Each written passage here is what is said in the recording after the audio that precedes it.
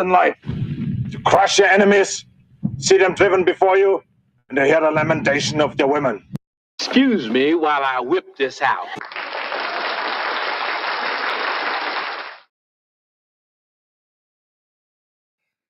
All right. What is it? Tuesday night? Must be the Tuesday Night Radio Baloney Live. I'm your host, Richie Baloney. How's everybody doing out there? Spam about Rosie in the chat already. Good to see you guys. All right, let's go through the menu quickly. What we're going to talk about tonight, then we will go back to the chat, and then we're going to get into the stories in detail. Shall we begin? First, this Justice Ketanji Brown Jackson. She appears to be just a totally partisan ideologue halfwit, as far as I can tell. We're going to talk about that. She just doesn't think the president should have any power. The president of the United States should have any power at all, apparently. I'm guessing probably unless it's a Democrat president, then probably can do anything. Let's see. What do we got here? We got Trump talking about Elon, Omar, and Somalia and stuff, and it's pretty funny. It's pretty good. It's very Trump. We're going to talk about this, the pipeline, the memorandum of understanding in Alberta. And so the Liberals voted against their own plan, their own pipeline plan. This was all the evidence that we needed, that the whole thing was just a big sham from the start. Here's Pierre Poilievre who's going to expose that. We'll go through it. It's exactly what we've been saying on this channel, isn't it? And it's great that the Conservatives push this, because it does show what a fraud the whole thing was in the first place, and what a fraud Carney is. Here's some woke Canada. Just this country is run by lunatics like this lady with the rainbow feather earrings here. It just never ends. And actually, this guy, who's an American, but his sentiment actually kind of backs up this thing about how it never ends. They will never stop. It's never enough. Let's continue. Here we have, this is on the Canada land claims thing. And this unfolding disaster. I think a lot of Canadians still don't understand that their property is at risk of being given away to natives. And this has already happened in Richmond. It's a complete and total catastrophe. It is going to be a catastrophe for Canada. We seem to be the country, as far as I can tell, seems to be just sleepwalking through this.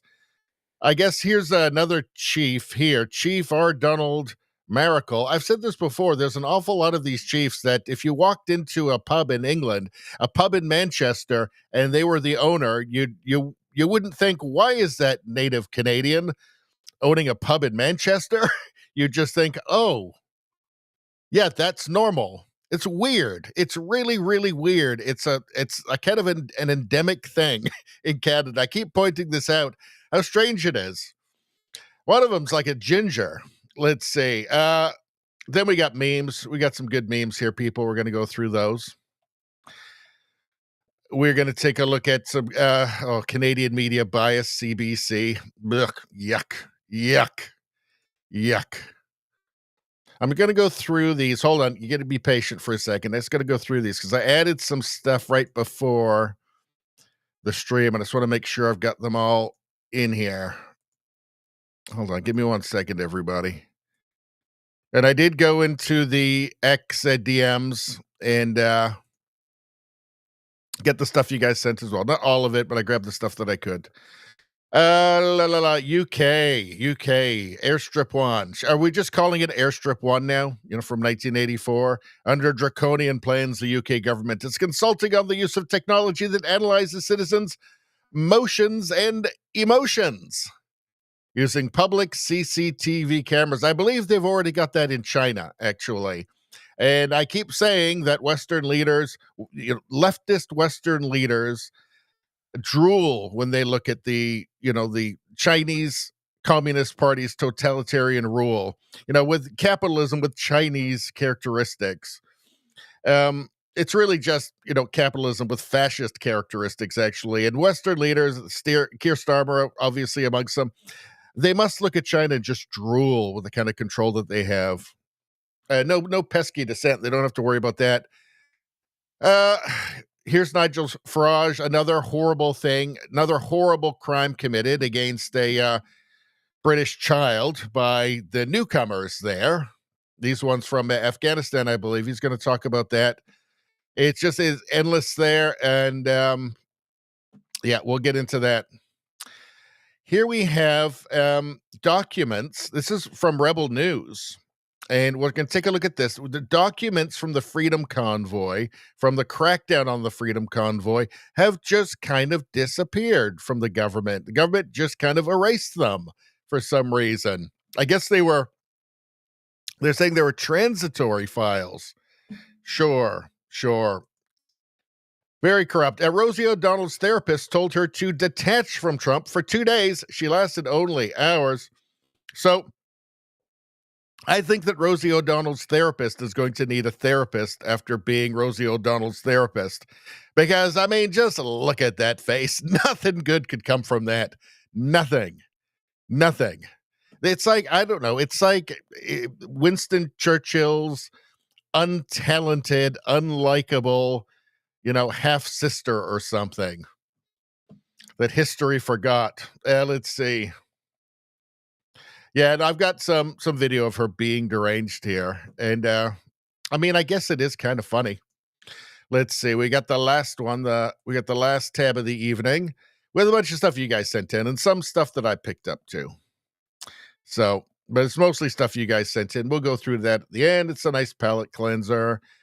For anybody watching on YouTube, please go to the new channel, Radio Baloney News. It's not the one you're watching now. It's a new one. You got to type in Radio Baloney News, and that's all of the U.S. news, the world news, the meme reviews, woke mind virus stuff, everything that you guys love, all on Radio Baloney News. You got to subscribe to that channel now to get it. It's the featured channel on my homepage of this channel. There you go.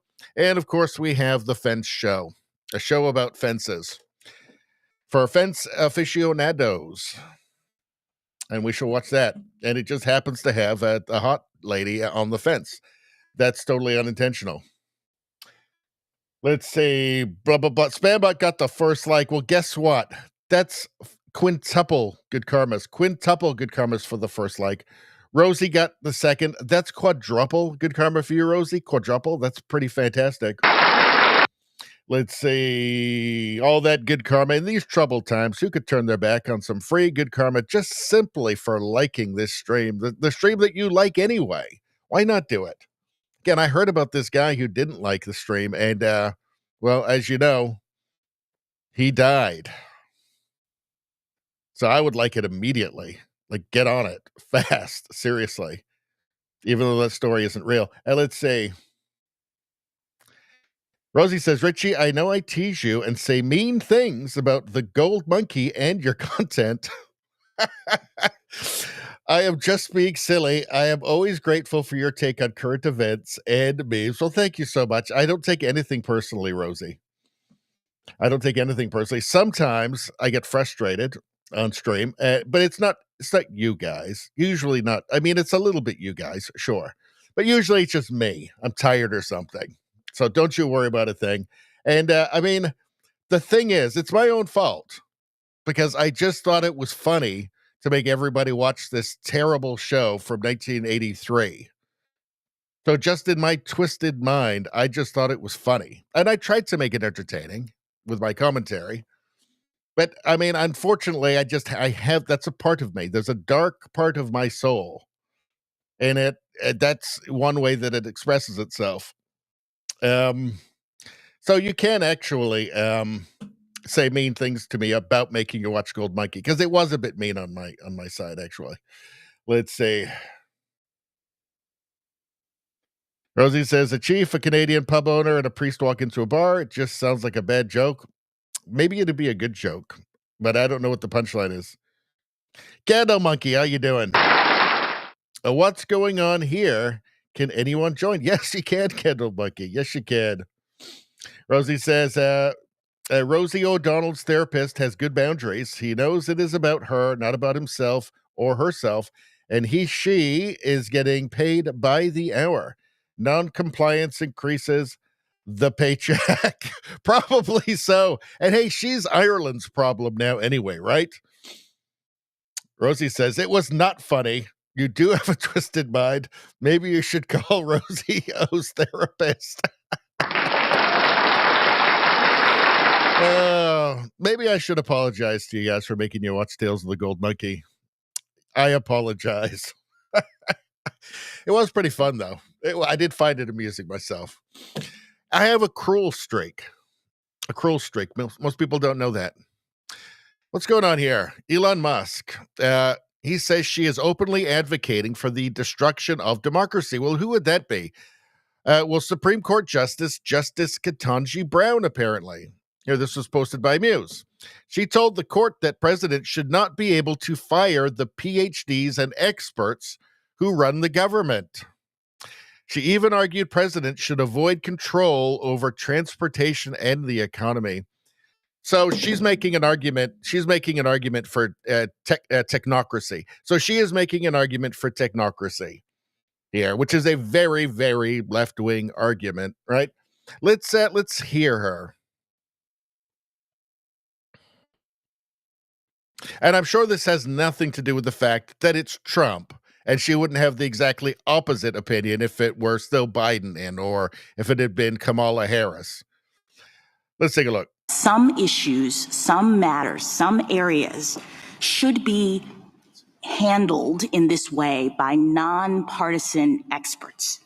That Congress is saying that expertise matters with respect to aspects of the economy and transportation and the various independent agencies that we have. You have to understand that when these radical leftists are talking about expertise, they're not talking about expertise. They're talking about people who agree with them, experts, quote unquote, who agree with them, with the ideas they already have, right? With their ideology. You know, they don't just agree with all economists. Well, you can't, because there's different schools of economics. They don't agree with all of the different schools of economics. Some are socialists, some are very free market. You know, they don't agree with all of them. They agree with some of them. Those are the ones they agree with are the experts.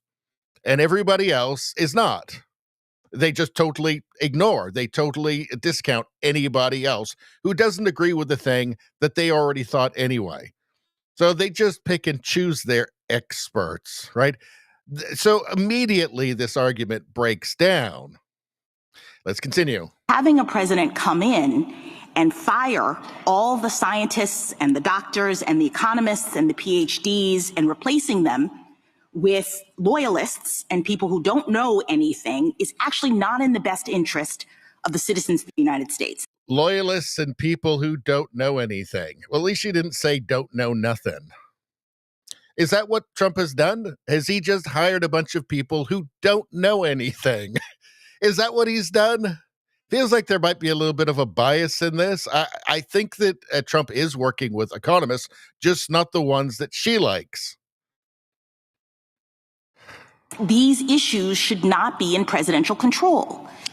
So can you speak to me about the danger of allowing in these various areas the president to actually control the Transportation Board and potentially the Federal Reserve and all these other independent agencies? In these particular areas, we would like to have independence. We don't want the president controlling. I guess what I don't understand from your overarching argument is why that determination of Congress, which makes perfect sense given its duty to protect the people of the United States, why that is subjugated to a concern about the president not being able to control everything. I mean, I appreciate there's a conflict between the two, but one would think under our maybe because he was elected by the people and they want him to make the decisions. They don't want to be ruled over an unaccountable bureaucracy forever, for all time.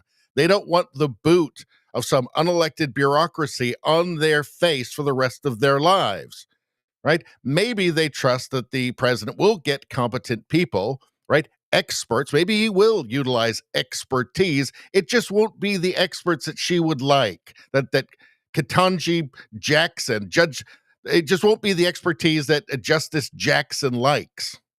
Right? And that's really the problem here, right? It's always just this demand for ideological conformity, right? And, you know, not all, They just say PhD. She's saying expertise, PhDs. Yeah, but she's not talking about all PhDs. She's talking about the ones that would support what she already thinks. This is as leftist dystopian as you could as this is as leftist dystopian as any gender studies professor could hope for. Constitutional design, given the history of the monarchy and the concerns that the framers had about a president controlling everything, that in the clash between those two, Congress's view that we should be able to have independence with respect to certain issues should take precedence. What a load of crap. And the real joke is that if it were Biden or if it were Kamala Harris, right, in the presidency, in the White House right now, she wouldn't be making this argument. She'd be fully supportive of anything they wanted to do and every decision they made because she's a partisan. And she has proved that through her voting record. So, what does the Muse say here? It is in a remarkable exchange in Trump versus Slaughter, Justice Ketanji Brown Jackson claimed the president should have no power to fire expert bureaucrats. She said economists, PhDs, scientists, and transportation officials should operate beyond a presidential reach. Such a view would carve the heart out of Article 2 and cement rule by permanent insiders rather than elected leadership. Jackson's theory elevates the deep state over the voters who choose a president. This is a constitutional revolution in plain sight. This is to enforce ideological conformity, which is what they're always moving towards. And yeah, Elon Musk reposted this and said she is openly advocating for the destruction of democracy. Do you want to be ruled by a would you want to be ruled by a technocracy? By an unelected bureaucracy? Sounds kind of dystopian to me. Don't like the sounds of that. Let's see. This is what happens when DEI is more important than merit when appointing a Supreme Court justice. And I'll state again, and I guarantee you, she would have a different take if it was a different president, if it was a Democratic president. And Vandersteel says, Republic, we are a republic, not a democracy. Please, Elon, words matter. Yeah, but we know what I mean. He's just using it as shorthand. It's a constitutional republic, but I think we all know what he means by that. And Elon certainly knows that. It's a judicial coup, my friend. So this is the president of El Salvador, Nayib Bukele, the guy who put all of the the guy who put all of the gangsters in prison, and now it's a super safe place. Let's see. Justice Brown Jackson was appointed by the Autopen, and she does not belong on SCOTUS. You've got the First Amendment hamstringing the government. She actually said that. She did. I think I recall that. And that's kind of the point of it, right? That's the whole point, Jean-Luc Picard says. He's frustrated. Let's see. That's why Obama chose her, and the Autopen confirmed her. What does Jack Posobiec say here? Let's take a look. Something about you don't want to send an Autopen hire to the Supreme Court. Let's take a look. Don't do that. You don't want to send an Autopen hire to the Supreme Court, and that's who she is. Because there's a lot of questions, by the way. I certainly have questions about whether or not her commission itself was legal if the person who, quote unquote, signed the commission was a mental incompetent and it was signed by an Autopen. Because we know that Biden was incompetent, even going back all the way to 2020. So there's a lot of people pointing. I want to just find something really quickly. I want to find where she was talking about she doesn't know what a man or a woman is because she's not a biologist.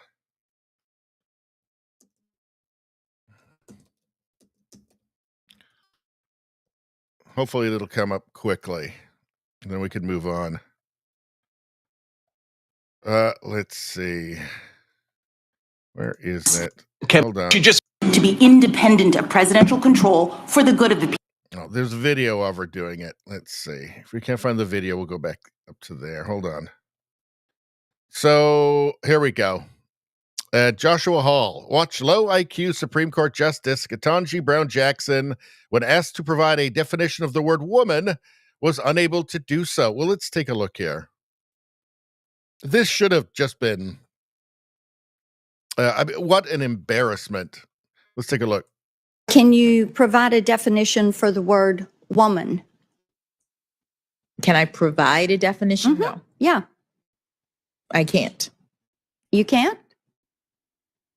Not in Okay. this context. So you I'm not a believe the meaning biologist. of the word woman is so unclear and controversial that you can't give me a definition?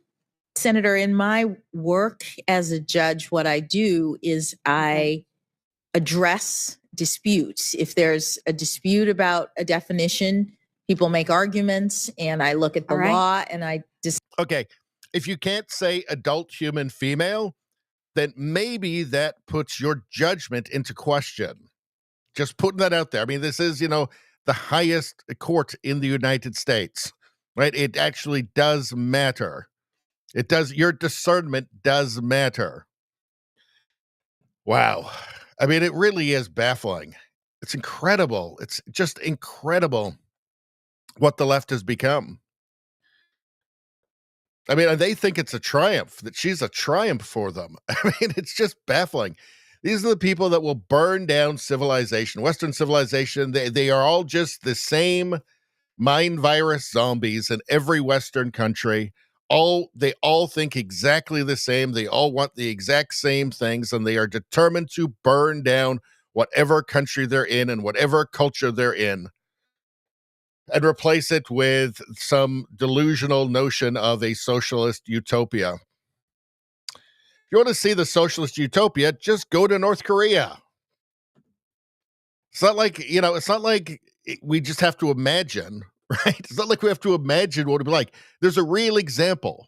There's a real example right now. The most advanced socialist state in history, North Korea. Go visit there. See how much you like it. All right.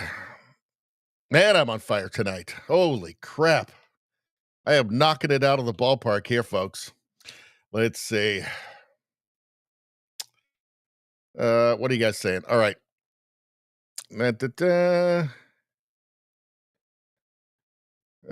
see. Rosie says, apology accepted. Everyone has a cruel streak. Nevada got like number 4. Everybody like the stream and get your free good karma. Like number 4 gets you. Let's see. That was a 5, a 3, a 5, a 4, a 3. That's a 2. That's a 2. Two good karmas. 2 good karmas. It's a full extra good karma for you, JJ Nevada. Congratulations, Candle Monkey. Number 3, well, that would make you, that's a 3 good karmas for you. 3. Congratulations, sir. Make sure you put a testimonial in the chat later telling us what the good things that happened to you because you received that Radio Baloney good karma, which is the best good karma everybody knows. Beautiful karma, big, beautiful karma for Candle Monkey. He appreciates it. He knows that he's a very lucky man. Ringus, how you doing? Good evening, everyone. Happy Tuesday. Hope everyone is doing well. Yeah, I think, you know what? I think everybody is. Let's see what else is going on. Spambot says, Gold Monkey I tolerated. They, them, I rage quit the stream. I got some bad news for you. It's Tuesday night, Spambot. Tuesday night, and you know what that means. That means we get our allotted they, them energy for the week on a Tuesday night. So if somebody demands it, I can't say no because it's in the contract. It's in the we negotiated all of this. We negotiated all. Did you see it on Friday? Did you see it on Sunday? Did you see it on Monday? No, you didn't, sir. Per the contract. Let's see. Nevada says we voted for this president. Let's see. So you don't want to just vote to have a permanent technocracy, bureaucracy make every decision in your life. Weird. Ringus says, I voted for Trump. Bad Uncle Frank, good to see you. Otto Penn, DEI hire, Ketanji Brown Jackson, obviously, right? I mean, there's no question, right? This is all the stuff that Biden talked about. I mean, why? Kamala Harris. You think you just fell out of a coconut tree? Actually, no, I don't. I think you did. I actually think that you did, Kamala. But DI hire, he said it. Biden said it, right? This is equity. They say they believe in it, and they prove it. Izzy says, how you doing, Izzy? In a sane world, that would have been disqualified. Yeah, 100%. 100%. I'm not a biologist. Adult human female, it's not fucking hard. Let's see. Ivana says, what an effing retard and embarrassment to the country. Effing retard and embarrassment to the country. Let's see. Janata says, I want noodles and I want her now. No, you're getting fence lady. And that's it. That's over. Thanks for the good karma. You're welcome. Steve Tollison, how you doing? Like 4 on YouTube. Well, I guess that's a double good karma for you. Double good karma for you. Make sure you put your happy story from receiving that good karma, the good things that happened to you, in a testimonial in the chat so everybody can see the power, the true power of Radio Baloney. Good karma. Let's see. And don't forget, the people who don't like the streams, they all die. All of them. Let's go dark. Let's go dark, people. Nevada says, I'm feeling kind of cranky tonight. Well, I hope we'll cheer you up. Izzy says, energy. I thought I was lacking something. Too much pent-up commie hate. Oh, geez. Spambot started work at 4 a.m. Pacific time. Ugh. Well, that would be 5 o'clock, like Alberta time. Let's see. Spambot says, I am too cranky for they, them. God damn it. This is why we had the negotiations. This is what it was for. We can't just remake the rules, people. We've stuck by these rules now for months and months. I can't go rewriting the contract. I mean, I'll spend already spent a fortune in lawyer costs with these contracts, right? I can't be doing that again. I think we have to stick by our word, people. Let's see. Steve says, well, who's in charge of the executive branch if it's not the president? Well, I know. These are nonsensical arguments. Let's see. Steve Tall said, I'm not going to demand. I'm just going to lightly request. Let's see. Spambot says, after getting to bed at 1 a.m. after my change window, and then you started again at 5 in the morning. Yikes. 3.5 hours of sleep. Sounds like somebody could use some energy. I think that's what Spam is trying to get to here. I think that's what he's getting at. In his roundabout way, Spambot says, I'll drop from the stream now then. Enjoy the they, them. Will leave my link in place. I'll tell you what, I don't want to kick you out from the stream. We'll wait, and then I'll spring it later. I'll spring it later. By surprise.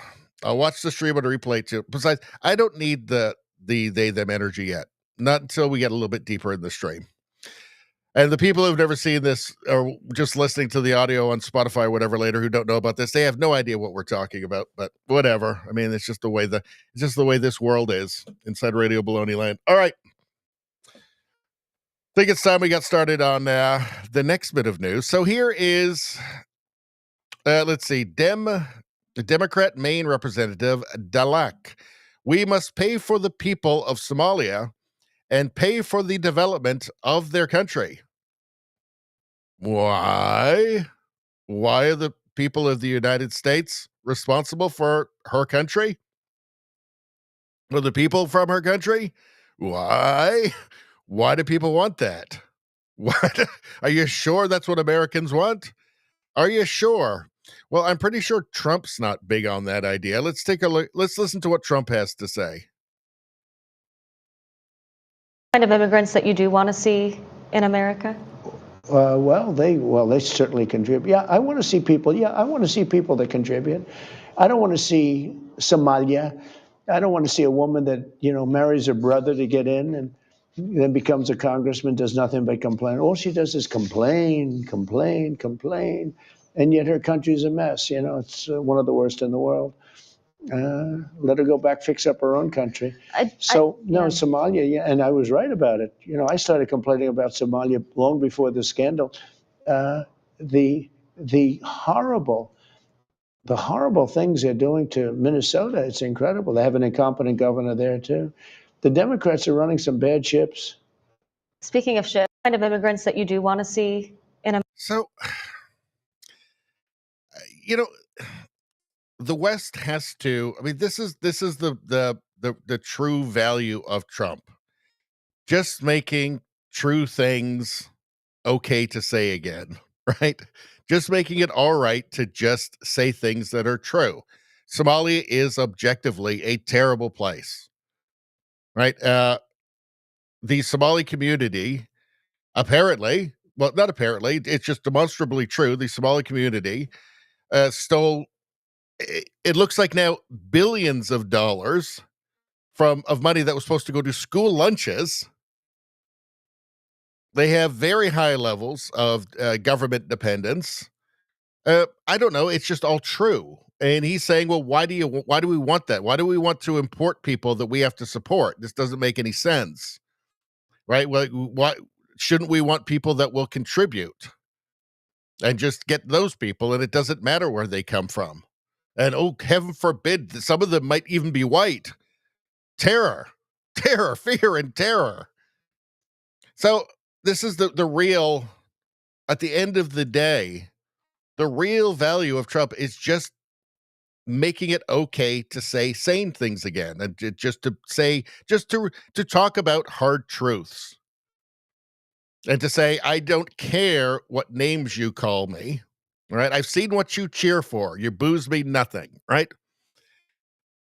Not care the names they're going to call you or call him, right?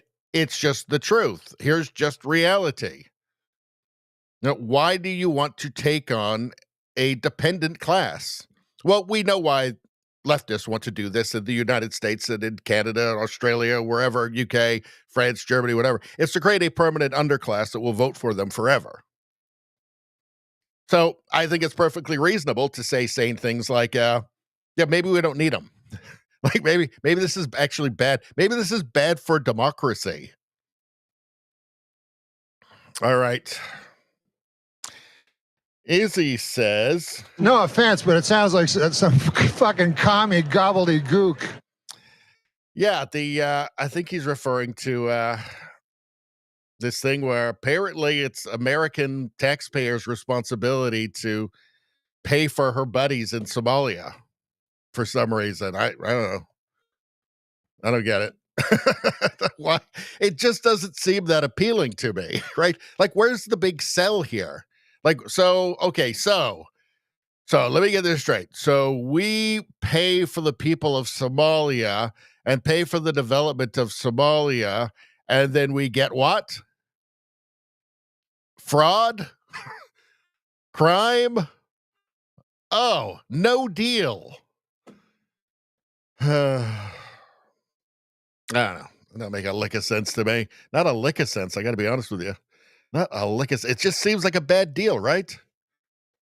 Gadsad says, Westerners suffer from what I coined as a lack of cultural theory of mind. I have an entire chapter on this phenomenon in Suicidal Empathy. So theory of mind is like you can imagine what other people are thinking and kind of understand what they're thinking, where they're coming from.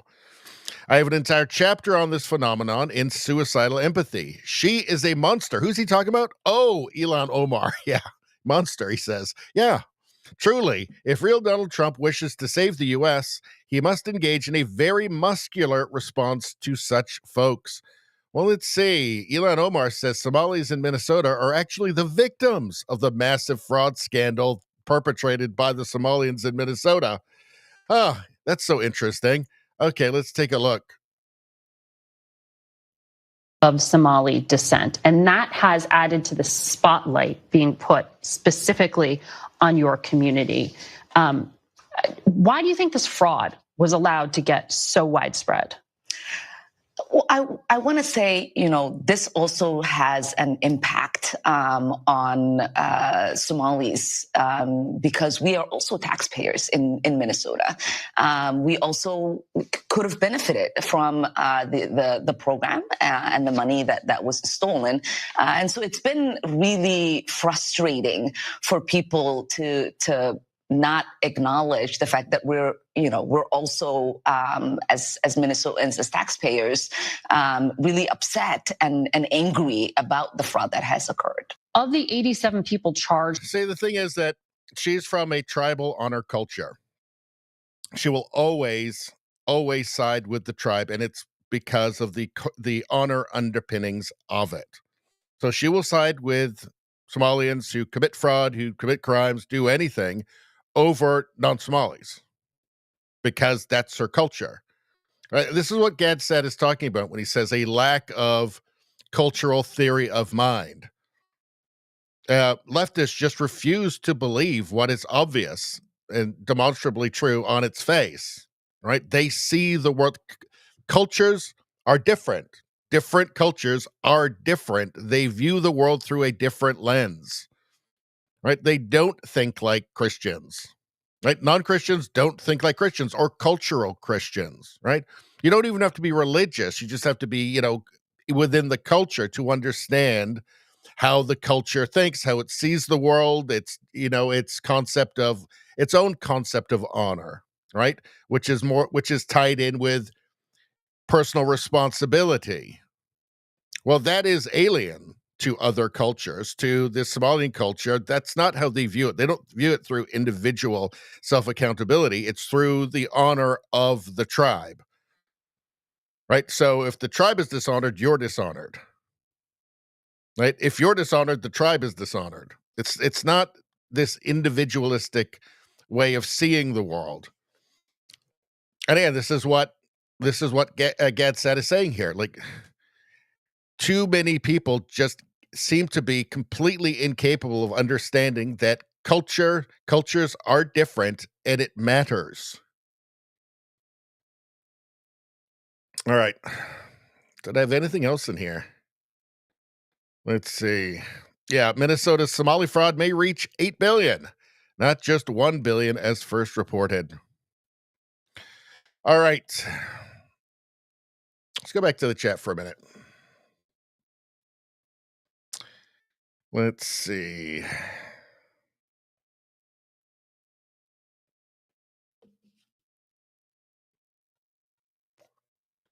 Let's see.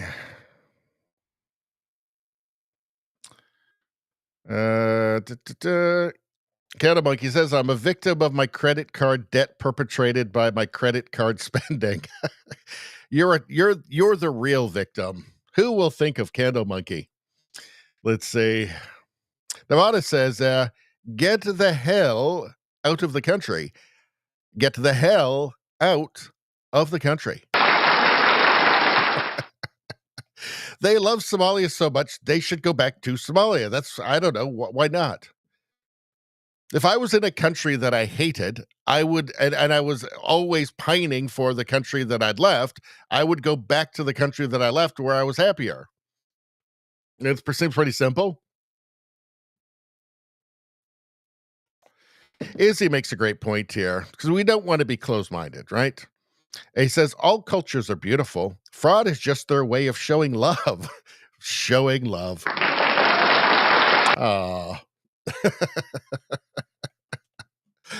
Rosie says, I'm glad it's just credit cards, Candle Monkey. Imagine if you're a victim of your bathtub perpetrated by your faucet turning. Uh-oh. That sounds terrifying. You might have drowned in water instead of debt. Yikes. That is trouble. It's so much oppression out there.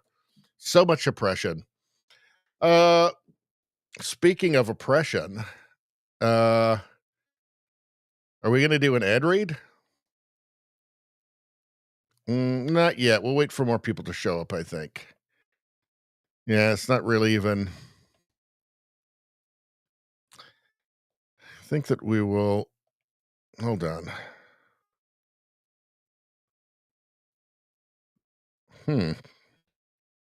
Yeah, we're going to wait. We're going to wait. What are we doing next?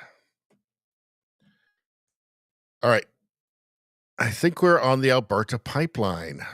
So, what is the story of the memorandum of understanding between the Carney Liberals and Daniel Smith and Alberta?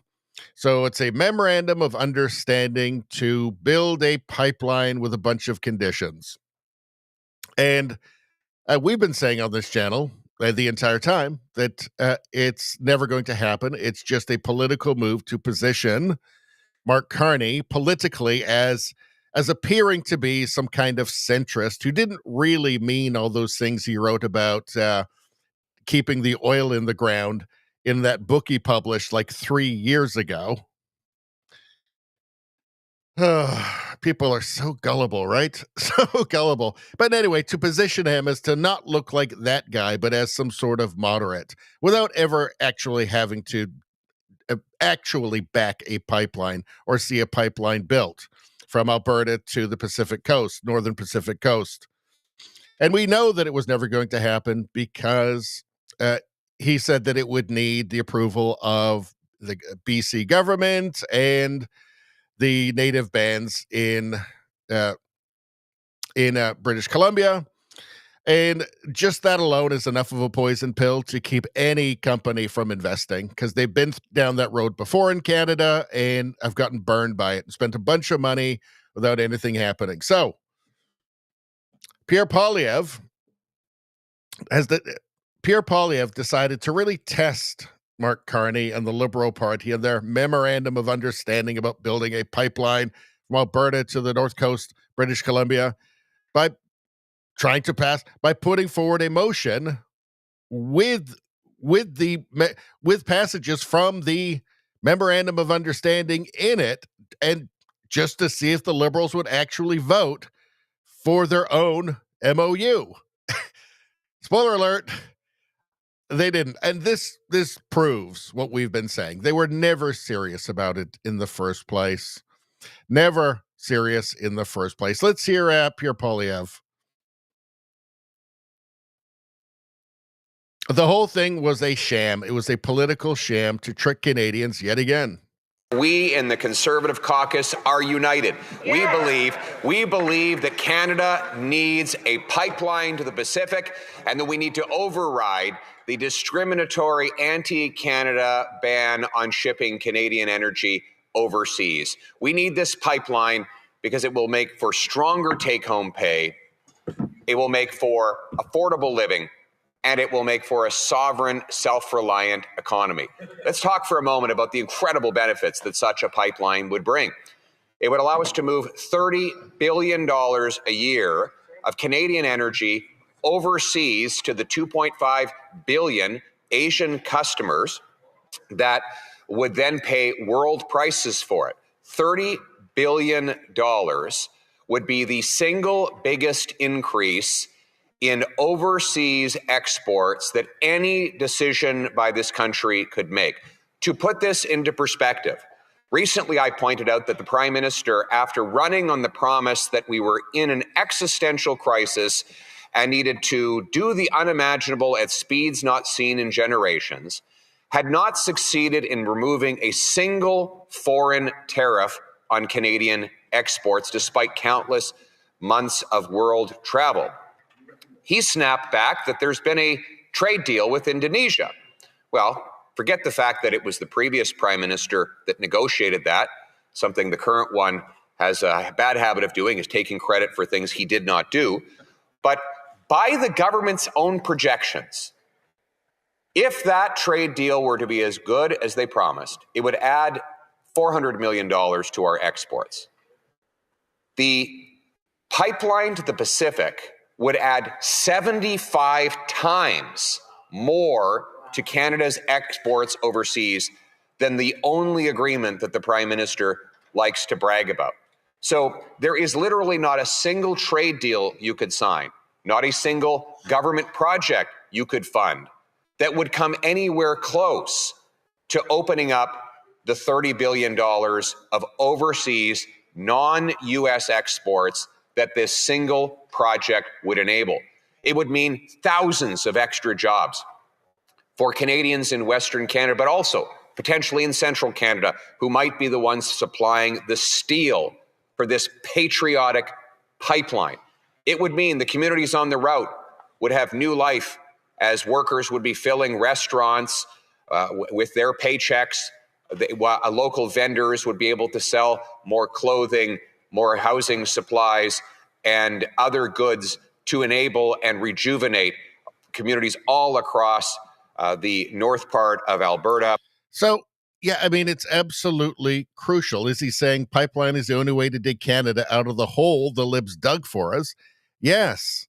And what we've seen is that the whole thing was just a sham. And, you know, Carney couldn't rally his own party to vote for his own plan, for his own MOU. So what does that mean? That means they were never serious in the first place. Or he's incredibly weak as a political leader. Let's go down a little bit more. Wanted to, hold on. Brian Lilly posted this. The Conservatives took the language from the MOU between Ottawa and Alberta about supporting a pipeline and made it a motion in the House. The Liberals now say they oppose this motion. Watch as Pierre Poilievre and Mark Carney debate it in the House of Commons. So this is evidence that they were never serious about getting a pipeline made. Never serious. It was just political positioning to try and trick Canadians into thinking, once again, that Carney is some sort of moderate. If he can't get his own party to support his own plan, that tells you everything you need to know. Mr. Speaker, Canada needs a pipeline to the Pacific to sell $30 billion of our energy overseas, outside of the U.S. market, making us more independent, self-reliant, our dollar, and therefore Canadians' purchasing power stronger. The Prime Minister always opposed the pipeline, which his party killed, but last week he flip-flopped and promised while he was in Alberta in a deal that he would build such a pipeline. So I took the very wording right out of that deal and put it into a motion before the House of Commons. He experienced a massive rebellion in his own caucus, but if he's going to vote against his own words, how can Canadians ever believe his words? The Right Honourable Prime Minister.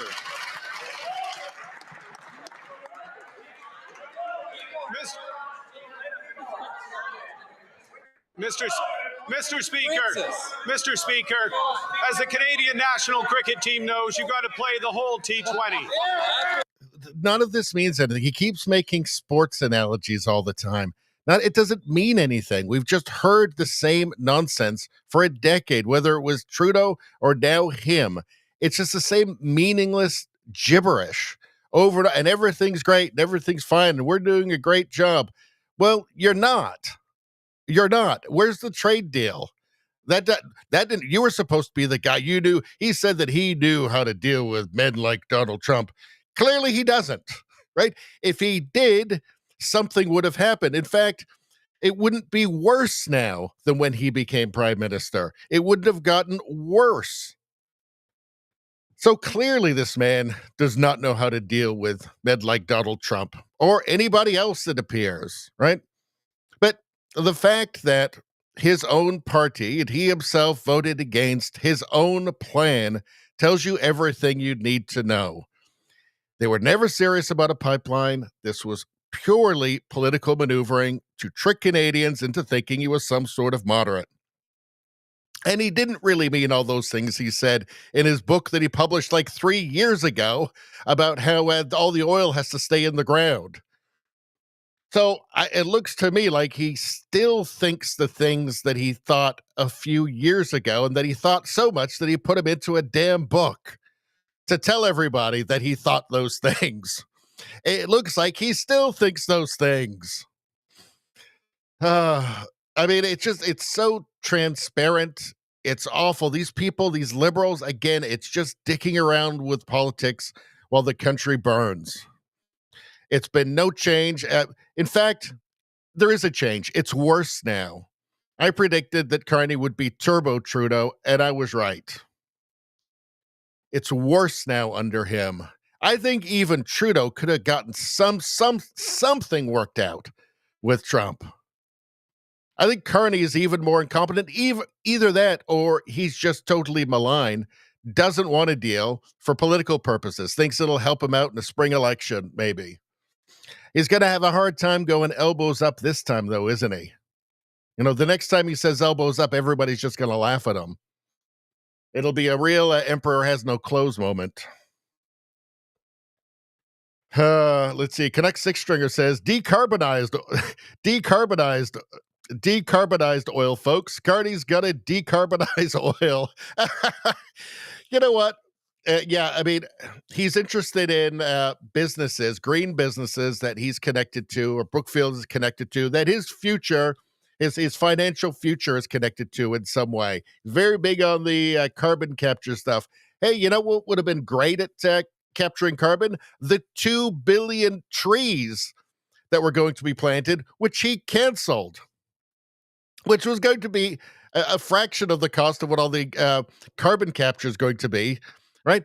That's the real carbon capture right there. 2 billion trees, a lot of carbon capture right there. Big, beautiful carbon capture.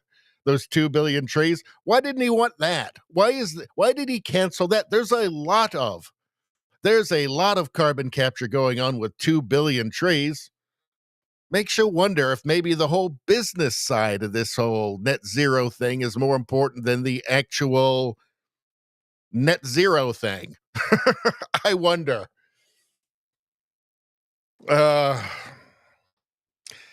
This is what you get when your country is a bunch of frozen retards. What else do we got here? All right, let's go back up. Actually, I want to go a little further here into this. Hold on. Where were we? I think we're around here. Consultation with the First Nations people and the British. Leader of the opposition. I took the wording for the motion right out of his deal. And if he votes against the motion, he's voting against a pipeline to the Pacific. He's voting against overriding the discriminatory and anti-Canadian ban on shipping our energy abroad. He's voting against consultation with the First Nations people and the British Columbia government, and he's even voting against his own beloved carbon capture and storage, all of which I took word for word right out of his own deal. So if the Prime Minister is only in favor of pipeline when he's in Alberta, but against when he's in BC and Ottawa, how can Canadians even keep track of where he stands on anything? The right honourable Prime Minister. I mean, look, this is open and shut. They voted against their own deal. What more do you need to know? What more do you need to know about their motivations, right? It was the whole thing was a fraud. It is a fraud. It will continue to be a fraud. Nothing will happen with it. Mr. Speaker, I would like to welcome the fact that to my hearing for the first time ever in this House, the Leader of the Opposition has acknowledged the constitutional right of Indigenous people to full, free, and fair. Oh, what? Really? Really? That's your answer. That's your answer. Wow. Well, I guess, I guess Pierre Poilievre must be some sort of racist or something, huh? That's what this is. This is their answer to everything. That's why they're clapping like trained seals there, as if that's really clever. Oh, you're insinuating that he's a racist. Oh, very well, very brilliant. Oh, it's just embarrassing at this point, is it not? And just the smugness. Oh, it's just gross. How much longer are we going to have to deal with this? These awful people, these awful elitist, self-described elitist globalists, elitist technocrat globalists. How much longer? How much longer? Too long. However long is too long. 1 more second is too long. 1 nanosecond is too long. A land of frozen retards, they say. Land of frozen retards. Why would anybody say that? Let's see, what else has Pierre got here?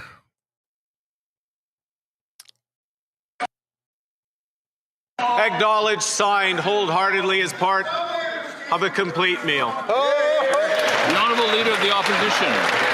Mr. Speaker, not only do we acknowledge the obligation to consult with our First Peoples, we put that right in the motion. It's right there. It's right there, Mark. It is. We put it right there so that he could vote for the words that he put in the agreement. Well, let's be honest. He never planned to honor the agreement. He whispered quietly to the Keep It in the Ground Liberal caucus, don't worry, there will never be a pipeline. We'll delay it until after the election, and then, God forbid, if we win, he says he would kill it altogether. Why can't he say one thing to all Canadians and champion the pipeline with us today? The Right Honourable Prime Minister. That's obviously what's happening, right? It's just a political play, nothing more. A very cynical one, by the way. Well, the economic future of the country hangs in the balance, I might add, which makes the smugness we see from him just all the worse, isn't it?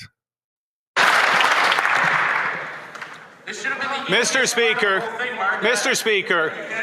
the MOU between the Government of Canada and the Province of Alberta is about a pipeline. It is about carbon capture and storage.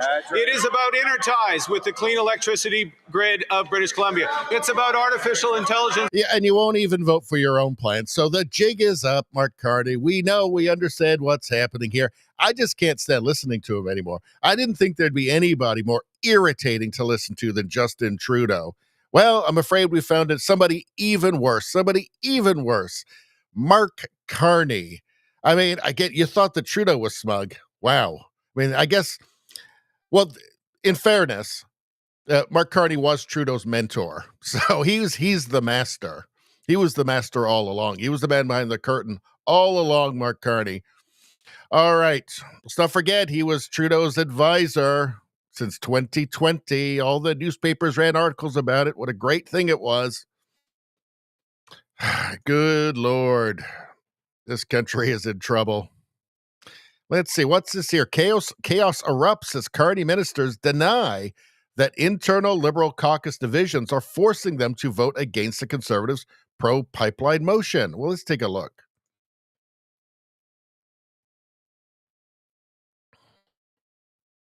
And there are divisions. Obviously, Guilbeault quit over it. Nate Erskine-Smith keeps making videos about how much Carney sucks, including the MOU. So there's certainly divisions. You're saying that the Conservatives are trying to divide you on this issue. Is it not your government that has divided your own caucus by bringing forward an MOU that clearly does not have the full support of your own party? Like, as a party, we are united in wanting to make sure that we continue to build Canada, that we build it well, that we take into account climate change in the work that we do, and that we respect Indigenous rights holders. Our party... And you can't even vote for your own plan. So, I mean, we don't need to listen to anymore. That's all we need. We've been listening to this for 10 years now. Breaking. Liberals vote against a pipeline to the Pacific. Yes, it's their own plan. Their own plan.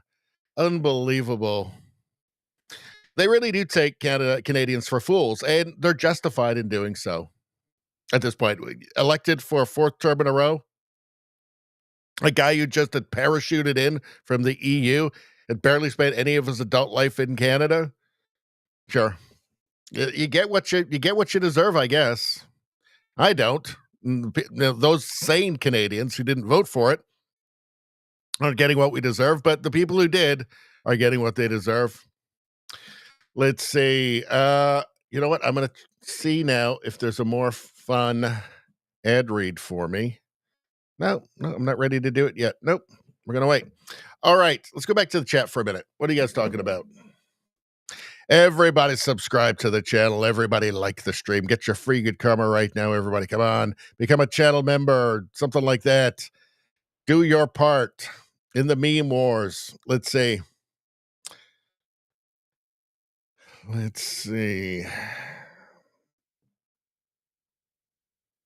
What are we talking about here? Let's see. Let's see. Rosie asks, how come he never wears fun hair like Trudeau? I don't know. I don't know. I guess he's just not that fun. Let's see. Izzy says, Trudeau wouldn't have been better. I mean, they're at a point where it's almost kind of absurd to compare, like, who's worse. It's just so, like, who's worse, Mao or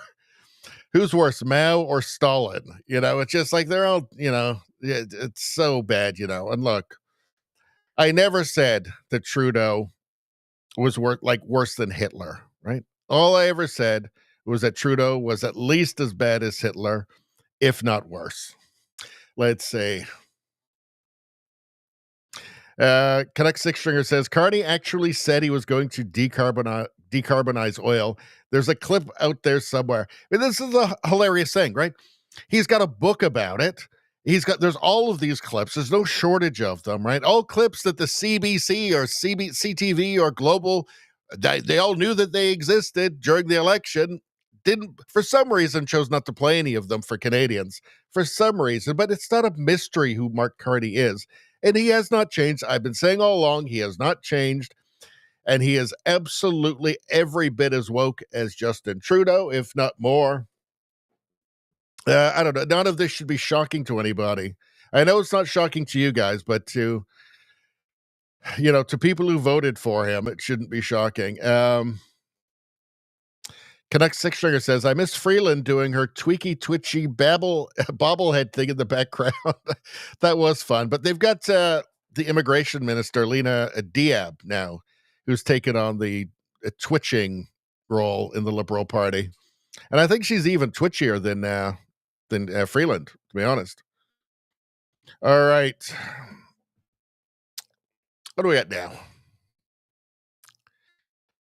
Jasmine Lane says, I pray that one day we can live in a society where men are not the target of harassment and hatred simply because they exist by cruel and bitter women, many of whom have it out for you due to a mean ex-boyfriend, trauma from a terrible experience that had nothing to do with men as a whole, but one man in particular. And because in a world of virtue signaling, they have forgotten that men and women were made to so perfectly complement each other and create life itself. The very one these women are living as a result of. To all the men who so frequently experience the matriarchy trying to tear you down like this, I see you, hang in there. So these people are fanatics, right? So this woman here is a fanatic. And she's a true ideologue. You can see she's got her rainbow feather earrings there. Very virtue signaling, of course. These people live in a paranoid fantasy. Let's take a look. Misogyny now has a new name. Manospheres. Oh, did you hear that? Manospheres. That's the new name for misogyny. Manospheres. Huh. All right, let's listen. I wonder if she's going to demonize men here at all. There are clubs, podcasts, books, and influencers who use these platforms to radicalize young males through a combination. So men talking to each other is radicalizing them. She's talking about anybody who's not a rabid, frothing leftist. All right. So that's who she's worried about. Anything that conflicts her paranoid fantasy ideology. Of algorithmic design, social dynamics, and exposure to extremist ideologies. What's an extremist ideology to her? Do you think that me saying that castrating, chemically or surgically castrating, mutilating children is an abomination and probably the greatest medical, crime in history? Do you think she would consider that extremism? Like me saying that like perhaps castrating and permanently medicalizing children, young people that are confused is not the best way of curing childhood depression. Is that extremism?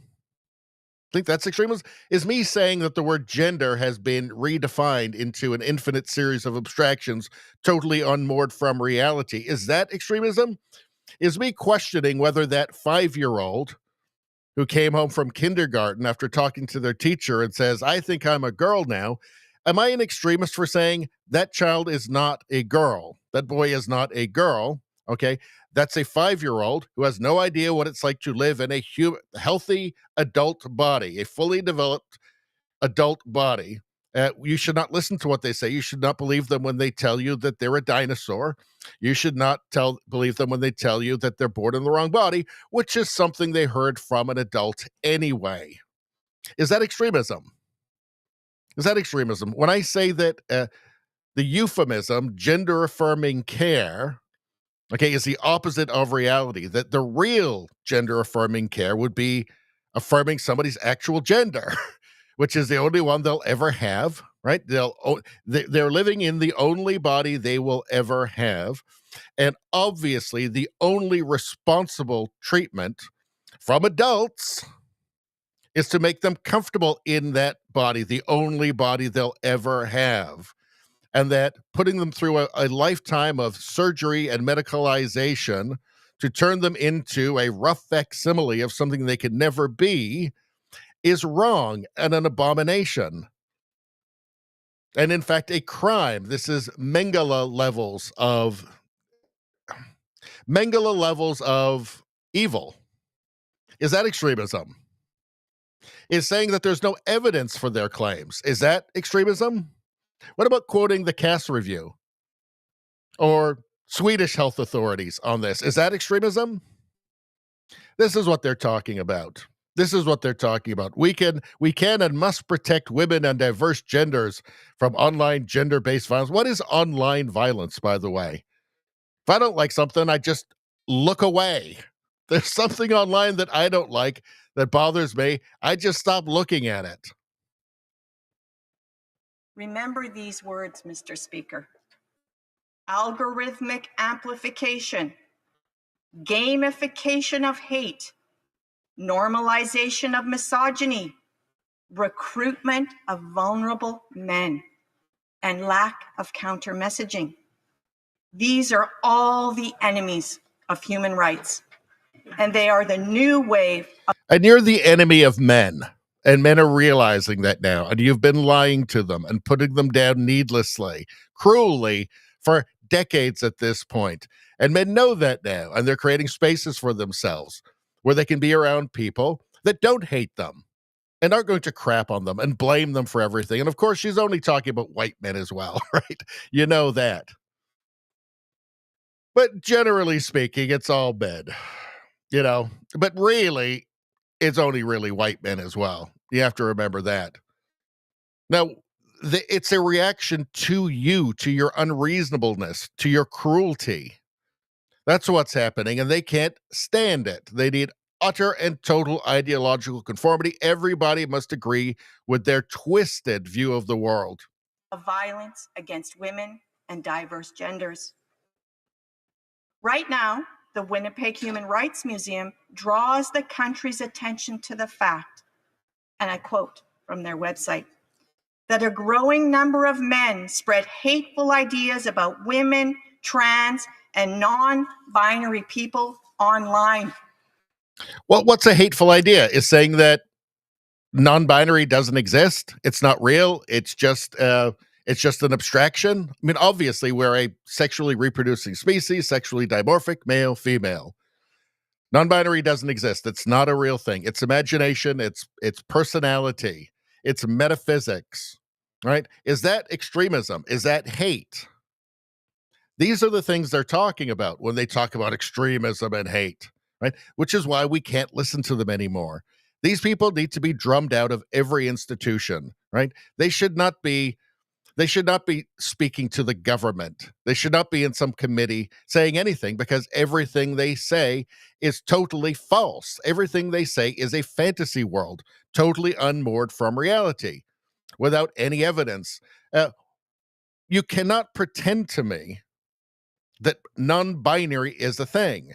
Like you can't tell me that you believe in this abstraction called non-binary as some sort of kind of magical human that really exists in the real world and have me take you seriously or listen to anything else that you're going to say. You've just marked yourself as an idiot, as somebody living in a fantasy world. Some internet communities even encourage and celebrate gender-based violence. Who? Who exactly? They never mention who, by the way, do they? They just say these things. These are, every time they open their mouth, it's just empty words. It's just manipulation. She's not trying to communicate. She's trying to manipulate. Researchers have called for a variety of regulatory and technical improvements. Oh, well, researchers have called for censorship. That's what she's talking about now, censorship. It always comes down to censorship. Anybody who doesn't agree with their bizarre, twisted view of the world needs to be censored, right? And researchers said it, though. But well, I mean, I guess she's got me there. Researchers who, like the Canadian Anti-Hate Network or Barbara Perry, paid by the Liberal governments to say exactly what they want, to give these people talking points, to give false authority and substance to these people. Yeah, you can keep your researchers. Thank you very much. To reduce the reach and harmfulness of radical, hateful internet content. Simply banning users who engage in hate speech. Simply banning users who engage in hate speech, which is just anything she hates, right? That's what we know this now. The cat's out of the bag. There's no illusions around this anymore, right? Hate speech is just what they hate, what they don't like. And it's just a simple matter of banning all. So I'll edit that. It's just a simple matter of banning all the people who disagree with her. And then we'll be safe, right? It's for your safety, of course. This can't continue. Mark Nixon says, what did I just watch? You watched an ideologue. It almost feels kind of anachronistic at this point, right? Like it's being kept alive by our woke, radical left liberal government in Canada and our radical leftist institutions, but it already feels kind of anachronistic, doesn't it? Like it feels like it's out of time. It's not aging well.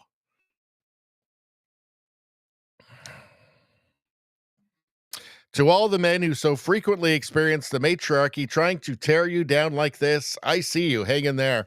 Her goal is for there to be no place for men to just talk to each other without being harangued by harpies like her.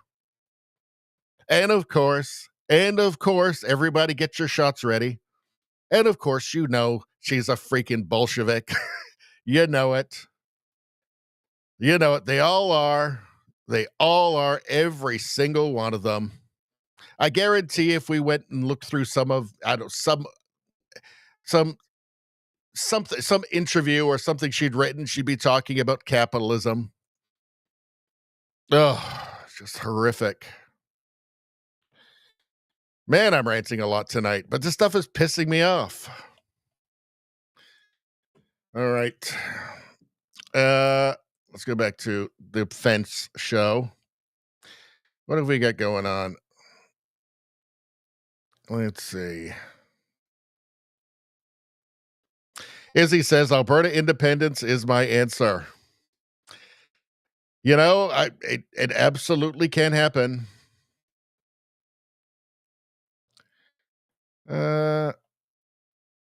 Let's see.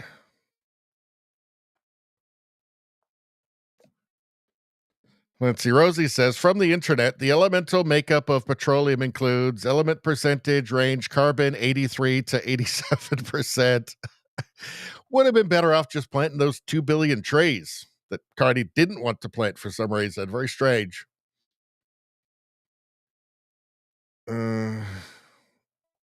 Izzy says it isn't extremism to affirm that commies get nothing.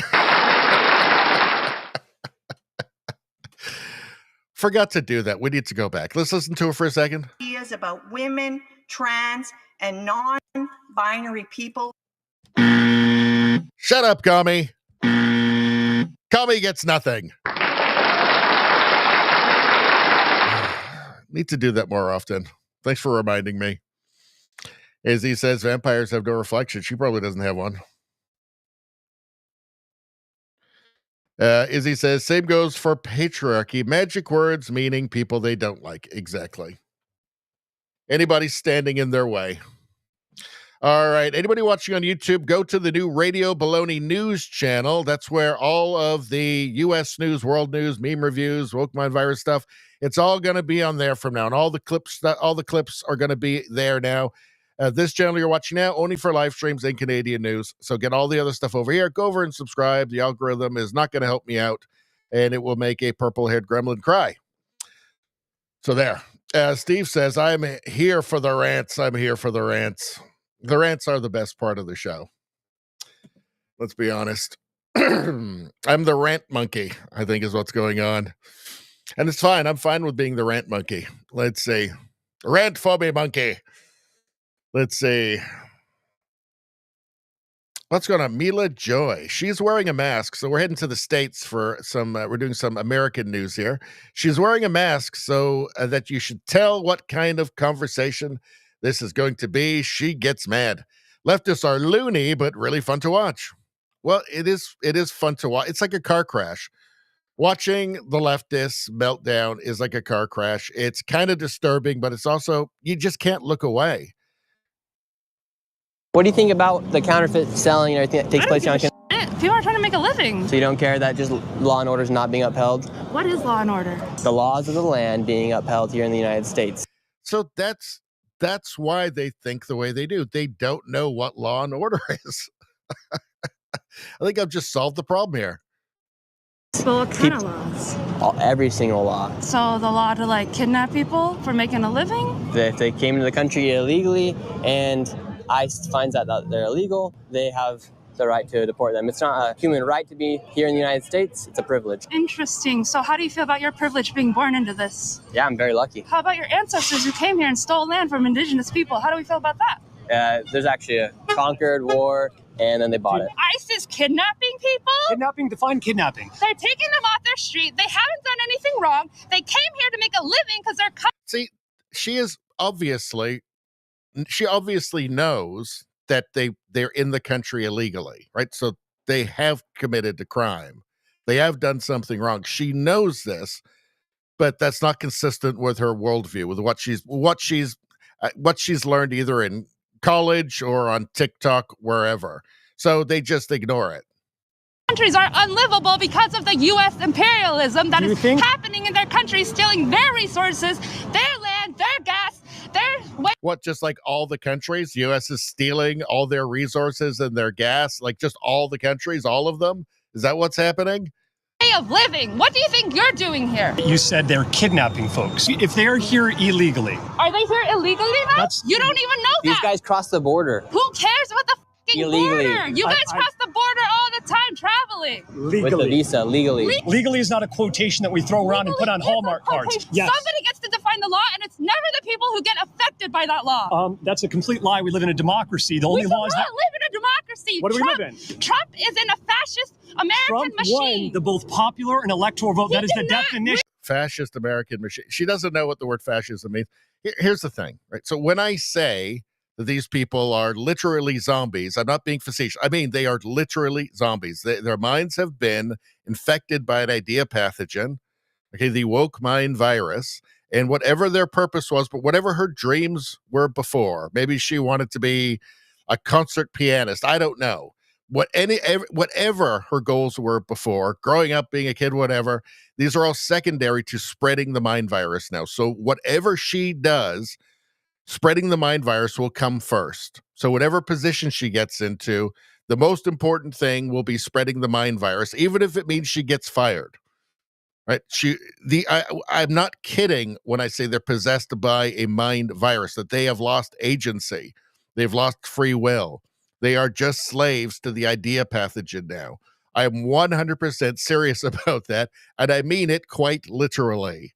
I mean, you can't listen to that. I mean, none of this makes sense, right? Like, well, what you cross the border all the time legally. I mean, she should be capable of understanding these concepts of legal, illegal, right? She should understand what kind of country she actually lives in. She should have some perspective, right? You can't just say everybody crossing into the United States illegally, their country is just right now being looted and destroyed by the United States. That's just simply not true. The United States is not looting Mexico. The United States is not, it's not looting anywhere, right? Like, it's not just actively taking over countries and enslaving the people, right? None of it matters, though. Like, reality doesn't matter. It's just things that will promote the mind virus, and she'll just say them. She'll just say them. She says if Trump fascist state. She doesn't know what fascism she doesn't know what fascism is. She doesn't know what fascism is. She doesn't care. It doesn't matter. These are just magic words. These are magic incantations she's spewing, right? That is supposed to shroud these guys' minds with confusion and fear because they don't want to be called whatever name she's going to call them. Well, it doesn't work anymore. The spell is broken. It still doesn't matter to her. Again, she has no free will anymore. I seriously believe this, right? She is now a woke zombie whose only purpose is to propagate the mind virus to more smooth-brained, weak-willed people.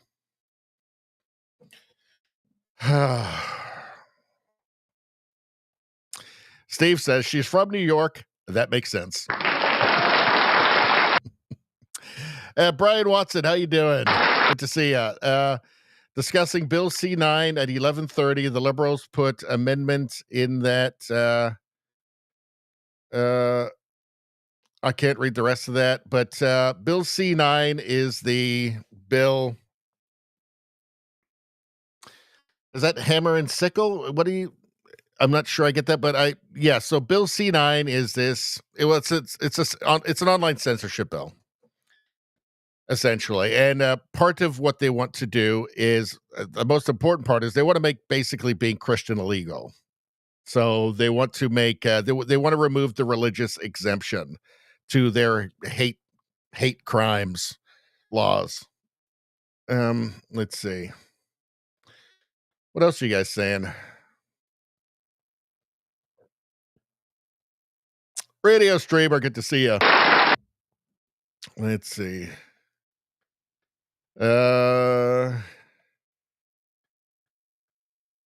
Let's see. Izzy says we need more purple-haired monsters crying vids. We always do, actually. I need to rack some of those up. Izzy says if she had to compete with them for jobs, she'd want them gone as well. I think some of them are they literally are hopeless, and there's no cure. Ringa says we are going to pay the price for idiots voting for Carney. We're already paying the price, but you're correct. Let's see. JDL says, how you doing, JDL? Hit that like button, JDL says. Everybody be like JDL and hit that like button, and also become a channel member as well, because everybody loves that. It's beautiful. Let's see. Canuck Six Stringer says NPC. Yes, non-player character. That's what they are. Izzy says, actually, I'm thinking Kami gets lobotomy may be a better slogan. Well, if they were told that it was anti-racist, they'd all be lining up for lobotomies. Let's see.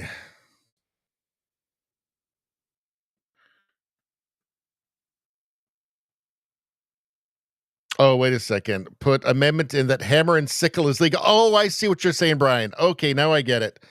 So discussing Bill C9 at 11:30, the Liberals put amendments in so that the hammer and sickle, the Soviet communist symbol, is legal. Oh, beautiful. That's hilarious.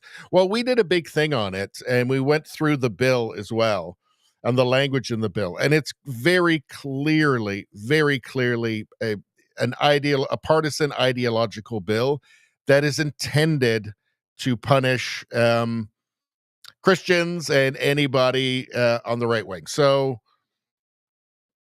it's one of these bills where they pretend that the only violence comes from the right wing. It actually, I don't see any violence coming from the right wing in Canada, to be honest. What is the big right wing, far right extremist thing that's happened in Canada? Nobody seems to know, right? But they make it very explicit in the bill that that's what they're really focused on. Swastikas, because you see so many swastikas around Canada, right? I see that flag that a lot of people, especially Jewish people, seem to interpret as being genocidal, a genocidal movement from the river to the sea. All of that. No mention of that. No mention of that. All of these bills that they put out, their censorship bills, are for the purpose of labeling anybody who disagrees with them as far-right extremists, and then censoring them and punishing them and putting them in prison. Carney loves Europe, right? He loves Europe. He looks at the UK, and they're arresting 12,000 people a year for things they posted on X, which is just dissent against government policies, mostly immigration policies. He looks at that and he thinks, oh, that's great. I'd love to do that here. Oh, if I could do that, that'd be great. I could stay prime minister forever if I could just jail all of my opponents, every dissenter, and frighten everybody else. Radio Streamer says, am I the only one here who is tired? Must be a moon cycle or something. Even my neighbor has not slept well. Don't know what I can do about it, though. Oh, geez, I don't know. What can we do to help out Radio Streamer? Man, I don't know. There's got to be something. There's got to be something we could do to help him. Have you tried having coffee? Have you tried having like a couple of double espressos? Did you try smoking crack? Or maybe some of that blue meth from Breaking Bad? What about chewing on polar bear adrenal glands? Have you tried that? Try 6 or 7 of those. Really? It's still nothing, huh? Nothing. Well, I don't know. I don't know what I could do to give you the kind of energy you need to keep getting through this. Them energy. They them energy. They them energy. They them energy. And Teapot, and that's why we love Tuesdays, because it's they them energy day. Just when we're starting to get tired, starting to feel like maybe we're at the end of it for the night, we bust out that they them energy, that beautiful they them energy. That's all you need. That's all you'll ever need. I do think they need a better spokesperson for the they them energy, though. I'm not sure it's that effective, but it is hilarious. It is hilarious. All right, there we go. Everybody's been waiting for that all week. Ready enough to bust it out again. Let's see. JDL says, Richie, have a secret maple syrup pipeline out of Canada. Don't tell anyone. I think the world's buying about as much maple syrup from Canada as the world wants. So, let's see. Brian says, hammer and sickle communist flag is legal to fly in Canada. This is the tragedy of Western civilization, is that, yes, the Nazis were bad. Everybody knows the Nazis were bad. We're all fine with knowing the Nazis were really terrible. But it would be really helpful if we could also mention, that 100 million deaths from communism. The Stalin and the Maos, who were, in fact, I think worse than Hitler. Right? But that's all fine. This is the tragedy. We're all deceived by leftist educators and leftists in the institutions. Right? It is you could wear a hammer and sickle patch on your coat, and it's just no big deal. That thing symbolizes just the death of human well-being. Like, talk to people from the people from Eastern Europe are not confused about that symbol. Okay, they hate it and they're terrified of it. Okay, it's just as bad as the swastika, if not even worse. I mean, the level of horror. I mean, this is what 1984 was based on the Soviet Union, right? As a dystopian future that nobody should want to live in. It should be terrified of. It should be totally socially unacceptable to walk around with a Che Guevara t-shirt or a hammer and sickle on your shirt. It should be deeply, deeply, deeply offensive. But of course, Westerners have been completely tricked, and they have no idea just how malignant and malevolent that symbol is. And it's a tragedy because stupid people who are completely historically illiterate can be tricked into thinking that these horrifically failed ideas are somehow actually useful because they don't understand it. They don't understand the history around it or what it actually did to people, the horror that it caused. Steve Tolson says Captain Picard never got over being taken by the Borg. I think this woman volunteered for the Borg. Alarm. She's part of the Borg. Jamis, how you doing? All right. Let's see. What else we got going on? Radio Streamer says, I am so awake. Rebs head through all. It's that they, them energy. 6 or 7 polar bear adrenal glands. Yep, 100%. Izzy says, they're still convincing people National Socialists were a right wing. Here's the thing. Hitler included a clue in the name of his party, a clue as to which way they leant. Let's see. National Socialists. National Socialists. They were also collectivist, right? It was just everything for the state. It's a sister ideology of communism, right? I mean, it was born fascism, the word itself, right? The root comes from the Italian word for, a bundle of sticks tied together, right? Because obviously a bundle of sticks tied together is stronger than one stick on its own. You get the meaning. It's a collectivist ideology, right? Its roots are socialism. It's even in the name. Like, it's right in the name. He left us a great clue. Do you know who was the right? Do you know who was the far right in World War II? Us. Us. With Germany and Russia, with Germany and the Soviet Union, it was just two different leftists fighting each other. I mean, it's right in the name, for God's sakes. Let's see. Brian Watson says liberal people don't believe Carney is so corrupt because they don't know anything. They're not paying attention, right? These are credentialists who heard about the wonderful credentials, and governor of the Bank of England, never bothered to find out anything about what he'd actually done or how it has been received over time. Just the credentials sound good. Let's see. Radio Streamer says, this stream fits like a warm glove on a cold winter's day. Those commie streams feel like cold latex during a prostate exam. During a prostate exam. Don't be a commie. Like the stream and wear warm gloves.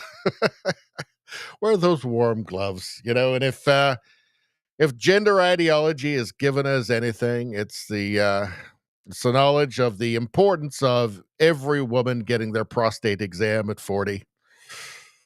They never knew to do that before. Let's see. So was the book Animal Farm, Brian Watson says. Yep, 100%. Radio Streamer says, hit or miss. I blame the above comment on they, them energy. That was I'm going to say right now, I'm calling it. Radio Streamer's one that I just read. That's the chat of the evening. Number one chat right there. He put some work into it, and I'm going to reward him. Let's see. In fact, 2 extra good karma. There we go. Rosie says, you skipped my polar bear joke and the chocolate. Oh, we forgot the chocolate. You're right.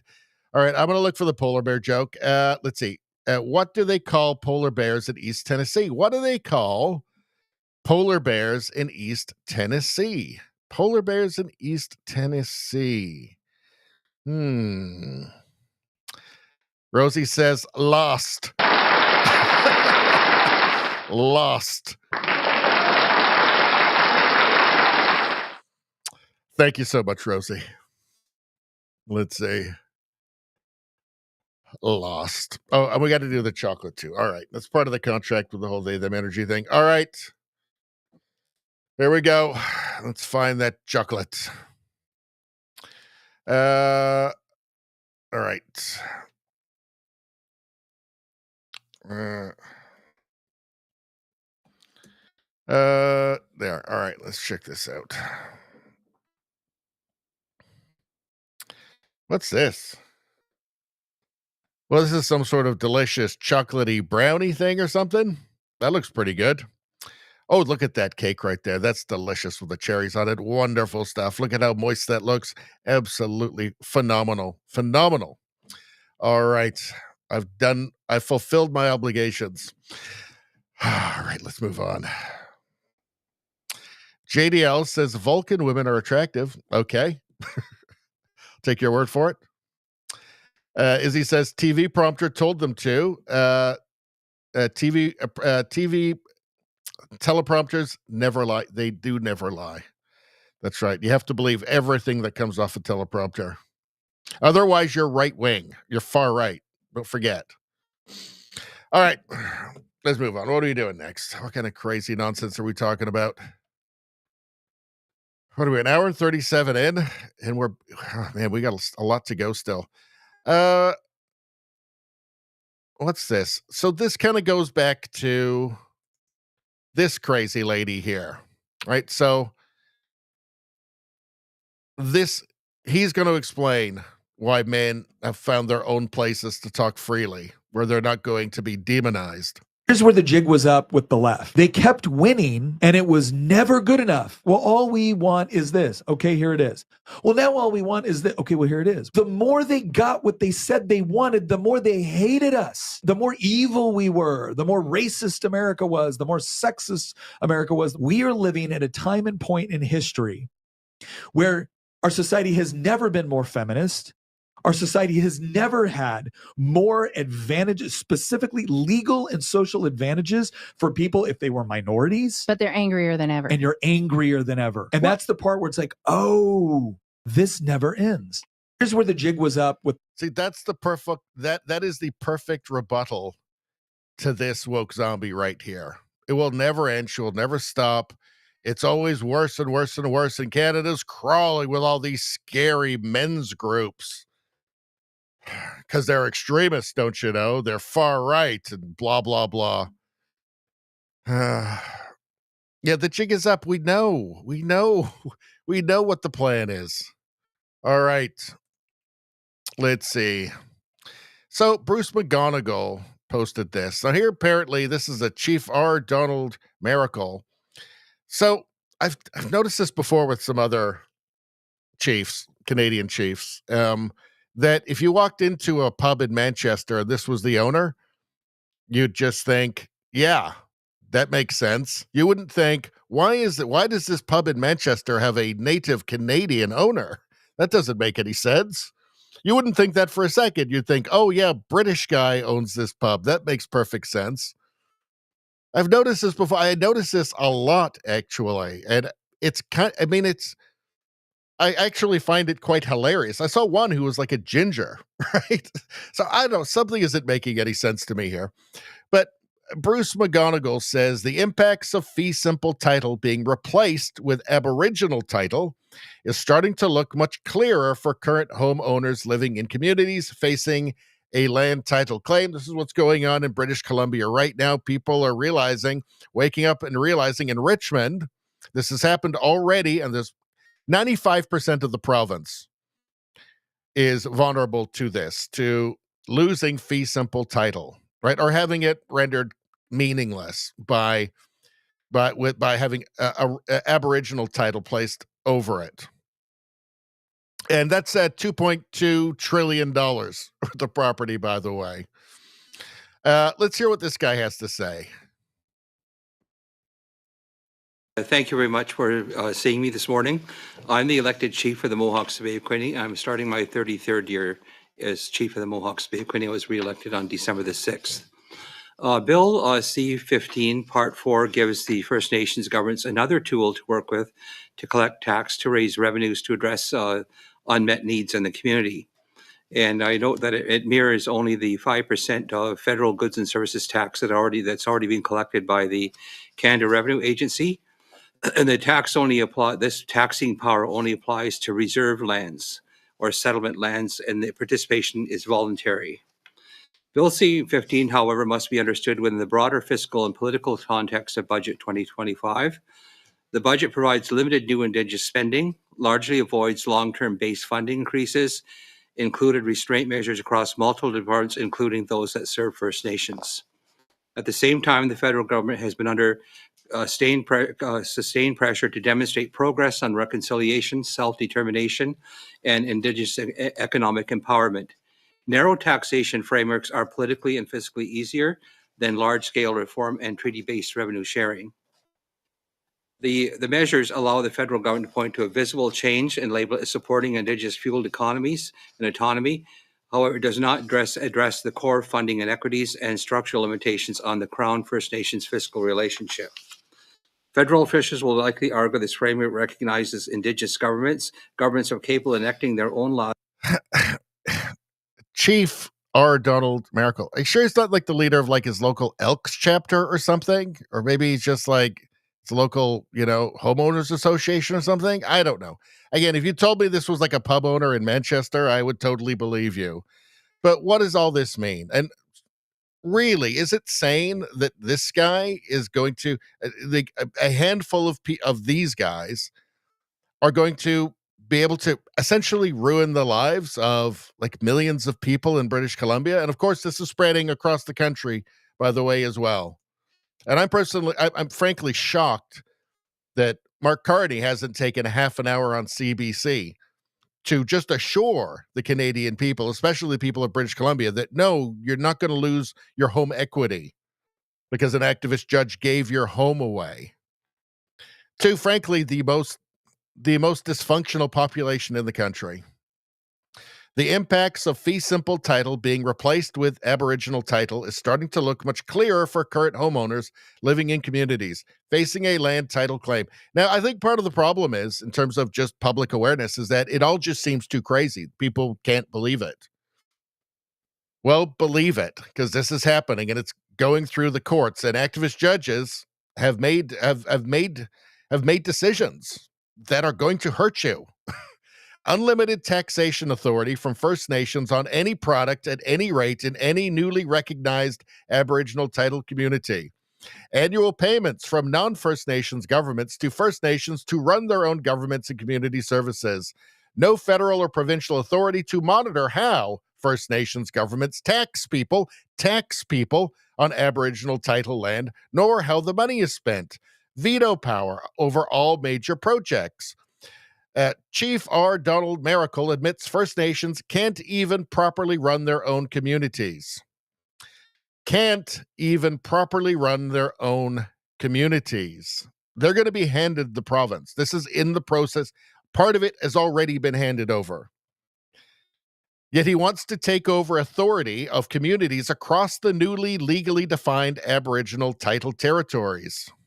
These are just some of the highlights current fee simple property owners can face if Chief R. Donald Miracle of the Bay of Quinte Mohawk Council has his way. Imagine trying to navigate all the different First Nation governments that will want their own frameworks, compensation, tax rates, and the ability to decide any major project in Aboriginal title territories across multiple provinces and territories. This is the economic death of British Columbia and of a huge portion of British Columbians, by the way, because their property is going to lose, 90% of its value? Right? There's in Richmond, where this has already happened, there's businesses, tens of millions of dollars of investment. It's all dead because of this. Right? This is the death of investment in British Columbia. You'd have to be crazy to come here and buy property when there's all of this. I mean, I'm just waiting for this to really sink in.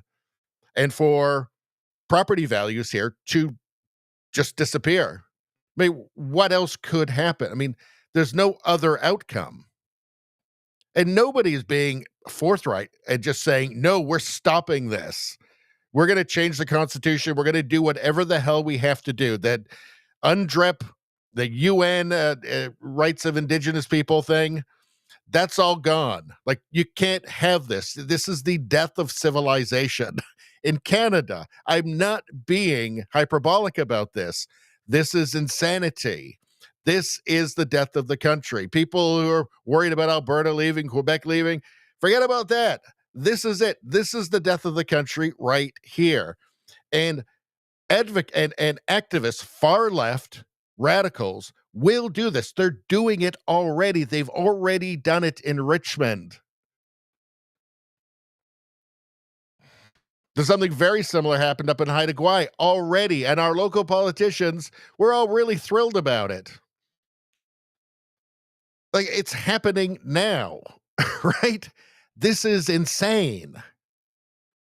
Like, what happens when people realize that they can't sell their houses anymore? I mean, the people in Richmond, they can't re-up their mortgages. They can't access home equity. They're not getting a home equity loan. Bank's not going to do that for them. Are you kidding? Who would? You'd have to be crazy. You'd have to be crazy to move in and start up a business with that level of uncertainty. No, I mean, it's madness. This is lunacy, and British Columbians are sleepwalking through it right now. It's crazy. And I think part of the problem is it's just too crazy to believe. Like, there's so much with the left, so much with what they do, that it's just hard for people to actually grasp. Like, just normal people who aren't keeping up with the news, who aren't interested in the news, who don't want to know what's going on. They just want to go to work, come home, watch a movie. Their lives aren't very much fun already. Knowing this stuff makes it less fun, right? They don't believe it when you tell them. When you tell them about child sex changes, they just don't believe it. They're not doing that. They can't be doing that. They can't have removed gendered language from elementary schools. You have to call everybody they and them. No, they can't be doing that. The people don't believe it because what they're doing is so extreme and insane that it is hard for people to believe it. I mean, it just doesn't seem like we could have gotten this crazy this quickly, but we have. And it's here, and people better fucking wake up soon.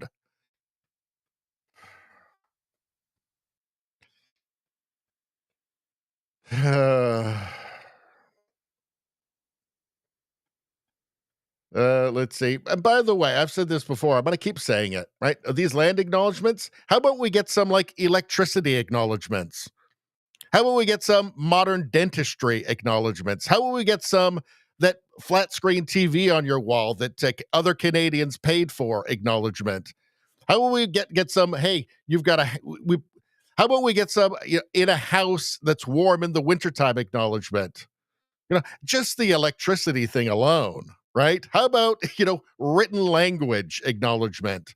How about hospital that you go to when you're sick acknowledgement? How about the roads that you drive on acknowledgement? The gas station acknowledgement? Just every single good thing. How about some of that acknowledgement? So if we can do that, I'll do the land acknowledgement, sure. But we got to do the other ones as well. I mean, what we lack now, because of all these total fanatical, radical leftists, is any perspective whatsoever. You've got a bunch of fucking morons walking around thinking that they live in this evil society that was built by evil people, right? I mean, travel the world, go to some real shithole countries, go to Somalia, right? Maybe that'd give these people a little bit of perspective on what life can be like, what an actual terrible country can be like. Go to North Korea. Go to North Korea. Although probably most of the modern leftists probably like it there. That probably would be paradise for them. Well, I can't say anything the government wouldn't like, or else they'll torture me in a work camp. So I love it there. I love it. It's wonderful. They tell you everything to think, and you can't think anything else, or else you get tortured in a labor camp. It's wonderful. Oh, dear leader is so handsome. He's a feminist. dear leader's a feminist. Let's see what's going on. I'm ranting a lot, you guys. It's been a while since you guys had these kind of this many extended rants, but I can't help it. This stuff is making me so damn angry. You know what it is too? You know what it is too is that me and Princess Baloney took my mom out Christmas shopping today, and I hate shopping. You know that I hate shopping, right? And anyway, we're gone for like 4.5 hours. And we get back, and I was starving, so I bought like a slice of pizza to eat on the way home. We walk in the door, and immediately we can smell something. We look over at Mr. Snacks, and he's looking guilty. Well, guess what? Guess what? So Princess Baloney gave him a little bit of, I didn't know about this. She gave him some leftover Chinese food last night. And even though he'd been out for a crap right before we left, he'd still saved some up. Right next to my chair, the chair I'm sitting in right now in my studio, right next to my chair.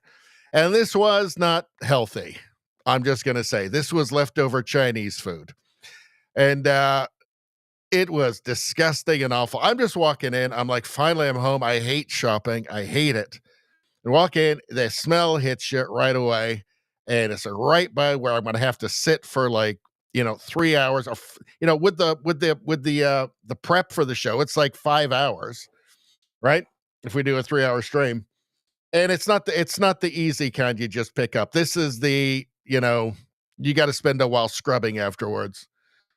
So maybe it made me angry. In fact, it did make me angry. Actually, it did, and I think that anger is fueling my stream tonight, fueling my rants tonight. And you guys are the beneficiaries of that. Of Mr. Snacks doing a genuinely disgusting crap right next to my chair, right where I'm sitting here. I'm on my knees, I'm scrubbing it. I'm thinking, I'm going to be ranting tonight. I'm going to be ranting tonight a lot. And it came true. That really happened. Anyway, I've forgiven him since.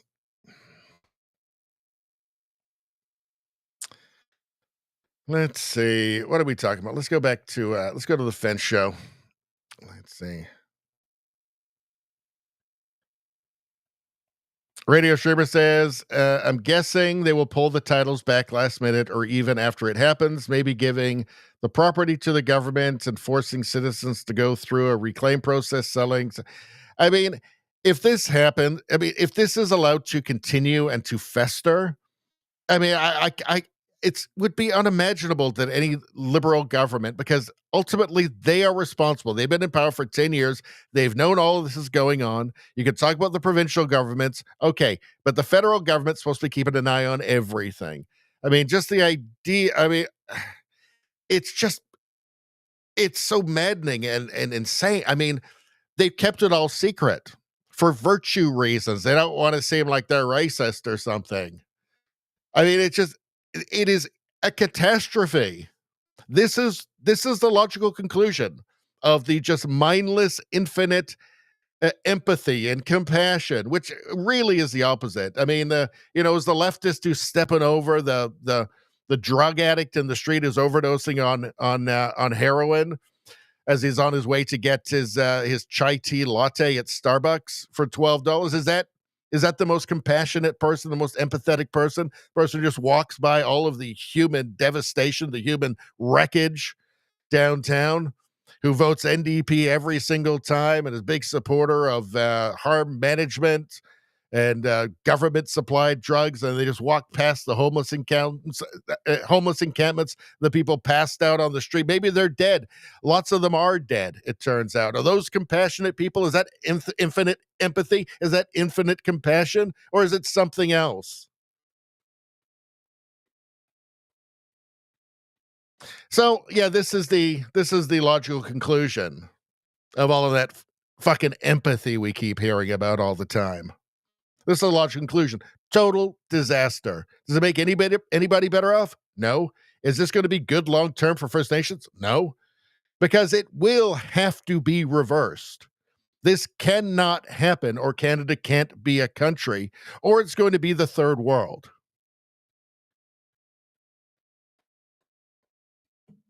But I just have compassion and empathy. Compassion and empathy, and I'm not racist, and blah, blah, blah. This is where it leads. This just mindless, stupid, brainless fucking empathy and compassion. Sometimes you've got to be an adult. Sometimes you've got to make hard decisions. And guess what? Governments have to do that too. And it can't just be against your ideological opponents. Anyway, beautiful. After all that said, it's a Christmas miracle. Something beautiful has happened. Turtles has done a $5 Rumble rant for the channel. And you know what that means. Turtles is the best person ever.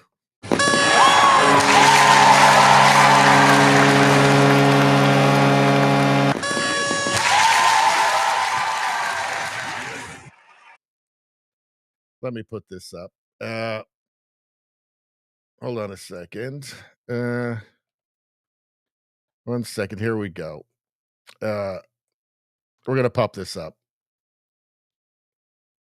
There we go.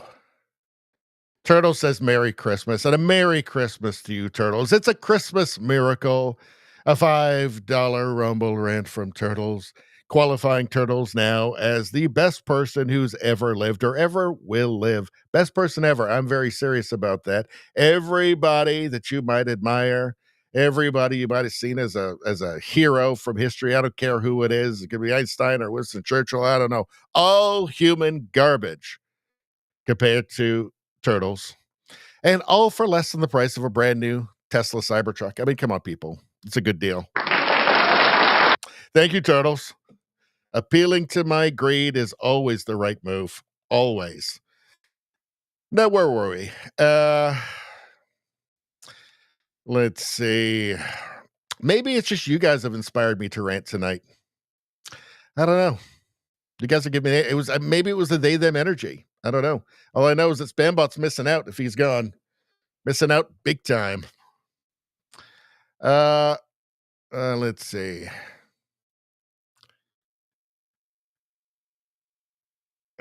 Let's see.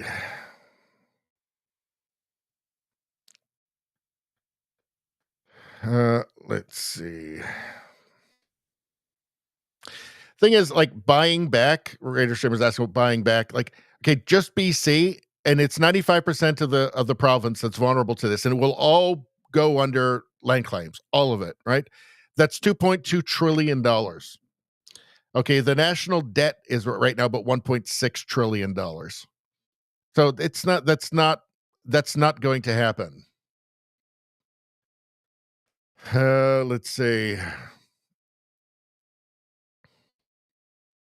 Radio Streamer says they should thank us for Windex. For those who know, I don't know. I don't know what that means. Sincerely, I don't. I hope it wasn't offensive. Let's see. Brian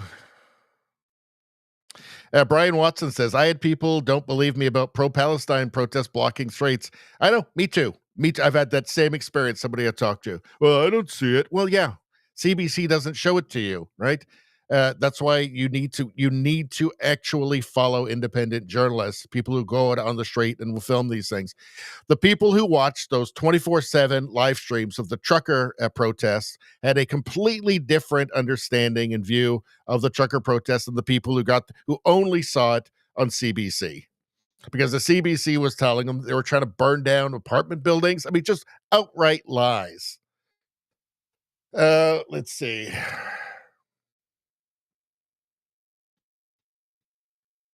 How about bridges? That's another thing we could get an acknowledgement for. Let's see.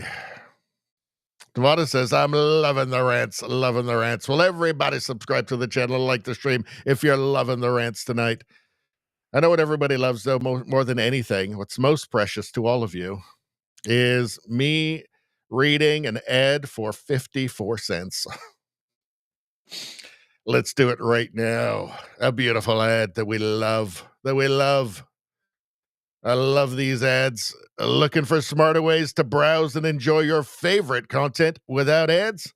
Well, I'll tell you what, get the Perplexity Pro Bundle with Rumble Premium for just $19.99 a month when you sign up before December 31st. Hey, that's normally a $29.99 value, folks. Beautiful, beautiful, beautiful big deal. With a Rumble Premium, you'll get an ad-free, and also, if you're watching Radio Baloney, communism-free viewing experience across all your devices and access to exclusive premium content.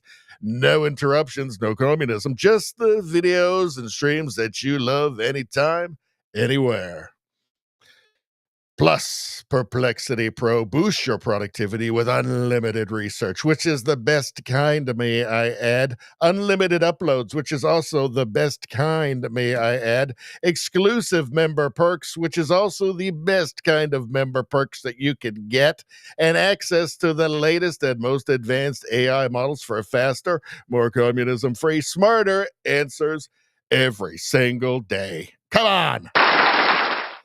Save over 30% on this powerful bundle. Head to rumble.com/premium. Folks, that's rumble.com/premium.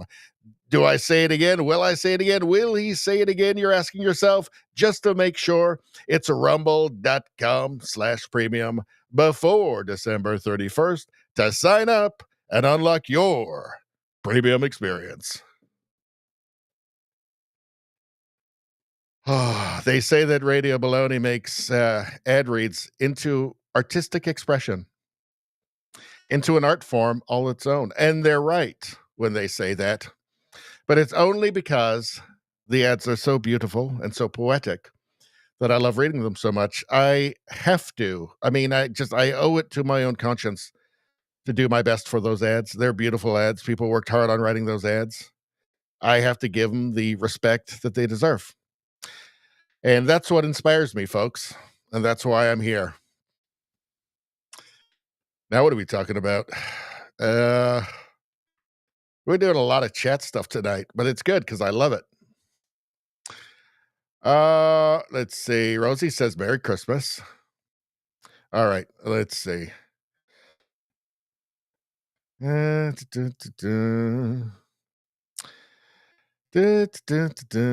going through the chats here. Spamball Fodder says, after this, go to the Levine show here on Rumble and watch today's episode. All right, maybe we'll do that as our Rumble raid. I got one more I got to do for the month. Spambot says, Bruce Party, he's very good, Bruce Party. I would recommend him to watch any interview with him. Is a lawyer that covered the shit show that BC is in. He's very good. And he's actually good on like every sane topic or sanity regarding every topic or political issue. But do that after Richie Stream, Spambot says. Absolutely, those are wise words.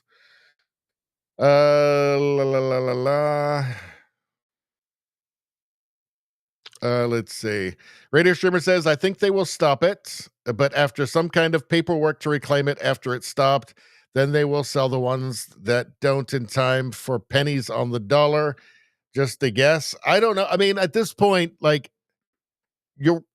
it's the foolish thing is to assume there will be any competence. Counter Monkey says, was that an ad read or did I just take LSD? Both. You got ear LSD there. Radio Streamer says, also 9.7 out of 10. That's the most you can get out of 10, folks. Acceptable levels of commie hate. Got to keep him 0.3 humble. I have to make him savor those 10 out of 10s. Well, I believe 10 out of 10 is impossible, right? I think 9.7 out of 10 is the most you can get out of 10.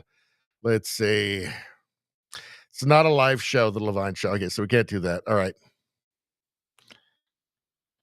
Oh, Turtle says, being off on vacation on the Canadian border in Orville. God bless us all. We need it. All right. Now what the hell are we doing? Now what are we talking about? I don't know. What's under here? Bruce McGonigal says, only in Canada would anyone come up with the idea of handing over most of Canada and our communities to people who admit they can't run their own communities. A lot of these bands, by the way, these reservations, it's like 40 people, 70 people, 102, and a lot of them, nobody actually lives on the reservation anyway. or there's like one or two people. Canadians have invested hundreds of billions into First Nations communities over generations, often with no oversight. Well, there was some oversight built in under Harper because it was such a mess, right? There was so much just theft by chiefs. And then, of course, that was all reversed by Trudeau because empathy or something, or equity or something. Many of these communities are run by people so corrupt, they leave their communities in squalor simply so those in power can ask for even more cash. It has become a cash cow to enforce poverty. This is the big open secret, right? That the media will never talk about, but everybody knows. You know, the Indigenous people know this, right? And they talk about it, but media is not interested for some reason. I guess it's not equity, or maybe it's racist or something. I don't know. But it shows just the utter and total corruption of left-wing ideology now. I mean, this guy here. So if like the early settlers had shown up, they'd been on the boats for like 3 months to get here. They showed up on the shores of Canada, and this guy greeted them. They would have said, we went in a circle. We ended up back in England again.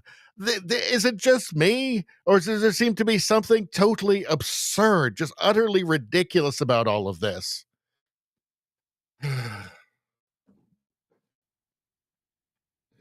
Like, just because you got this thing on your head doesn't make you look less like a plumber from Liverpool. Allegedly. I'm speculating.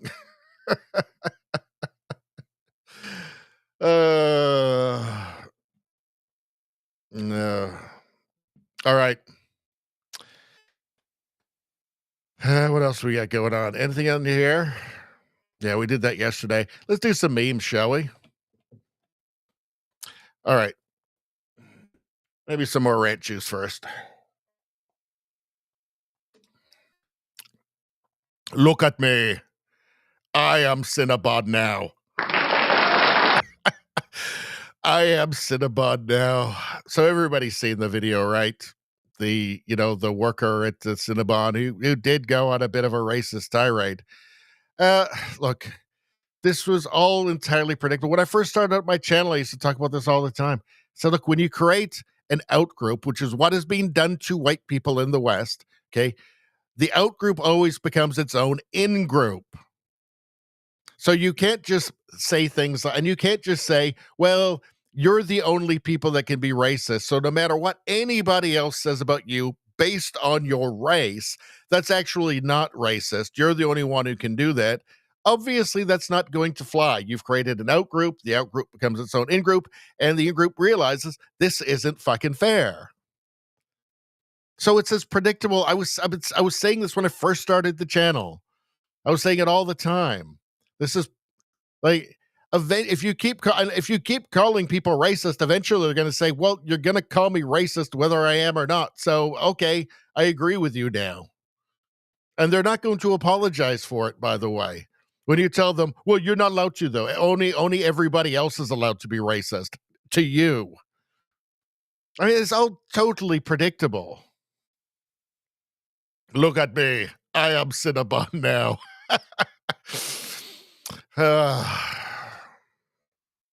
What's this one here? From Bruce. This one made me laugh pretty good. Well, a classic Franklin story. Franklin meets a lesbian couple. Justin Trudeau and Katy Perry. Isn't that nice? What a nice story. I believe that Justin Trudeau is her dance choreographer now. I'm not sure. Maybe he's doing her costumes. Not sure. Let's see. What's going on here? X, where free speech still lives. So what's this? X, and he's visiting the gravestone of free speech, apparently. Reddit and Facebook and TikTok and YouTube. And what's that? Is that WhatsApp? Yeah, sadly. I mean, it can't be overstated how important Elon Musk was in buying. It can't be overstated how important it was that Elon Musk bought X and then released the Twitter file so everybody could see what was happening, the collusion with the Biden government, the Biden regime to censor ideas they didn't like, to censor dissent, to censor people who were expressing ideas that they didn't want expressed, or just, accurately describing reality. I mean, it can't be overstated how important that development was. I think without Elon Musk buying X, Trump doesn't win in 2024.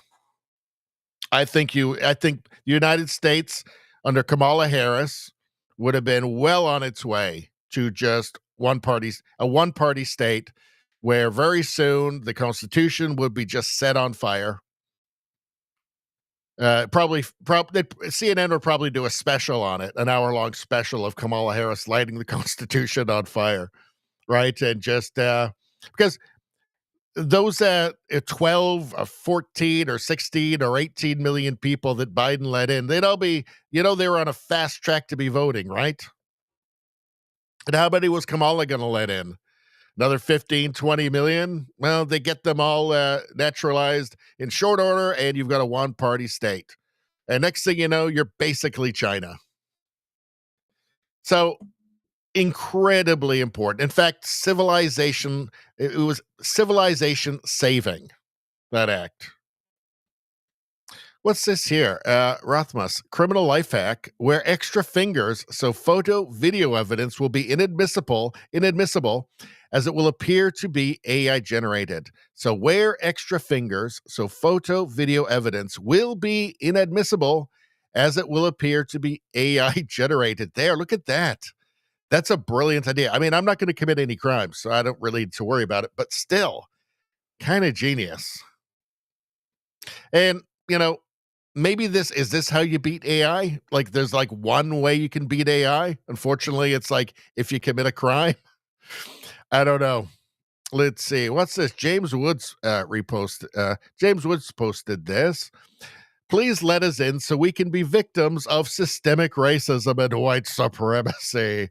That's why they want to get in. So they can also be victims. So they can be victims of all that systemic racism and white supremacy. It's never been described to me sufficiently what exactly this systemic racism is. As far as I can tell, it's like the dark side of the force.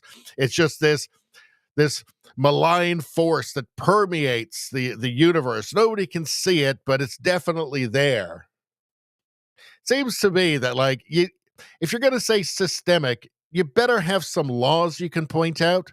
It can't just be vague stuff about, it can't just be vague, well, it's just kind of like the system. That's all they ever say. They just go, well, it's the systems and the system. Well, what exactly? Give me an example of what? Like, what's the law? If you're not talking about laws that treat people differently, if you're not talking about laws that treat people differently, you're not talking about anything. It's just imagination at that point. And white supremacy, again, it's like the dark side of the force. It's this fictitious thing. It's this fictitious thing. At least the way they use it, it's totally fictitious. It's just this force that permeates the universe, apparently. Nobody really knows what it is. You can't see it. You can't smell it. You can't touch it. But it's definitely there. Every time the barista, it doesn't, takes an extra 30 seconds to take your order, that's how you know it exists. Let's see. Be like Franklin. What's this? Franklin the Turtle. Franklin cancels his Netflix membership. Well, I think they might have done I don't know, Franklin's two dads or something, or Franklin's two moms. I don't know. Anyway, he's not happy. That's not accurate, he said. That's not accurate. Let's see. Daily Banter posted this. Let's see. When you want grooming gangs brought to justice, there's Keir Starmer, the Labour leader, the Prime Minister in the UK. Best I could do is jail their critics. Yeah, that is literally the best he can do. I mean, this isn't even a joke. That's just, yes, that's what he does. So bringing grooming gangs to justice, jail their critics. How about that? That is literally what he does. I mean, 12,000 people a year arrested for naughty tweets. Not he tweets on the internet. I think we know what his priority is. All right, well, that's that. It's everything we got there. All right, what's going on here? CBC Watcher. So, obviously, the CBC is very biased. It's basically the comms team for the Liberal Party and Mark Carney at this point. And they're not shy about it. They seem to have no self-awareness. Maybe they are self-aware, but they just don't care, right? They're just so confident they're just so confident in their power to keep the Liberals as their paymasters for eternity. I don't know. CBC Watcher says Tilty Head Janice McGregor is really upset with the Conservatives for their vote in the House of Commons about the Memorandum of Understanding, because it doesn't look like they are applauding the Memorandum of Understanding hard enough. Well, I mean, if you're not applauding everything the Liberals do all the time, that you must be far right or fascist or something. Well, let's hear what she has to say. So you know that saying about how the best defense sometimes is a good offense? Well, last month's agreement actually was pretty risky for the Conservatives too, opposing what the Prime Minister had negotiated with the Alberta government. It risks putting them offside what is a very top priority and frankly was considered a big win for Alberta Premier Danielle Smith. As you heard, the natural resources. Yeah, on the CBC, the rest of us were saying this thing isn't worth the paper it's written on. Okay, this still leaves it up to David Eby, the NDP in BC, and a handful of native bands who are just going to say no. That's why we said this thing was totally pointless and a waste of time. Mark Carney has the authority to just say it's going to happen. He's abdicating that authority. He's handing that over to people that he knows will not approve it. That's the whole point. I mean, she loves it because it falsely makes Mark Carney look like he's some sort of moderate. She thinks that Conservatives will vote for him because of it. That's a pipe dream, by the way. I do not. I think maybe there's like as many as I can count on one hand Conservatives that will be stupid enough to fall for it. But in any case, let's continue. Ministers say there. Other conservative-leaning premiers have also applauded how this deal seems to lay out a vision for building more energy projects after what has been a long period of paralysis. Early public opinion surveys also suggest that Canadians might be open to this approach to pipeline building too.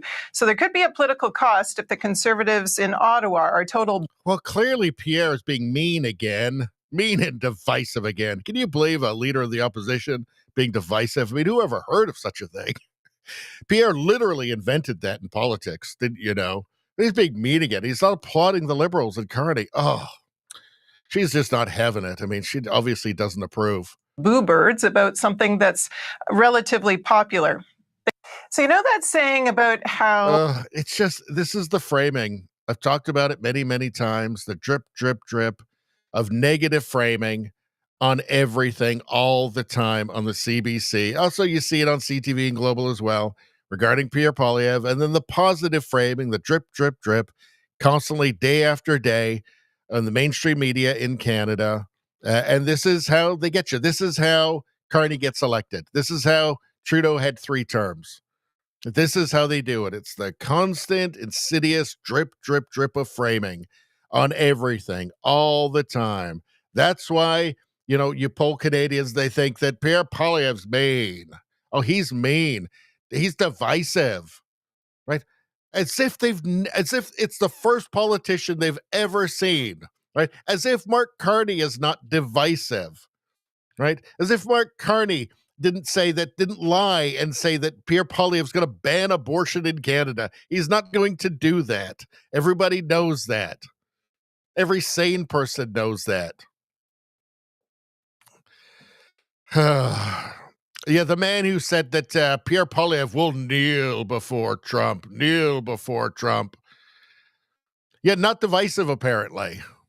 That wasn't offside, apparently, you know? And of course, I mean, it makes it all the more laughable that we actually saw his behavior when he went and met Trump. And it wasn't elbows up. It was asses up.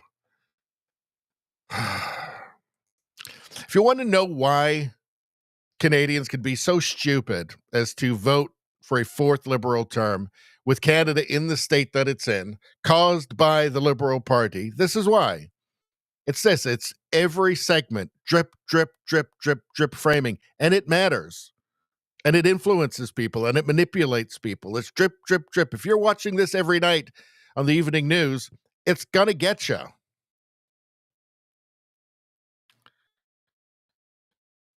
Let's see.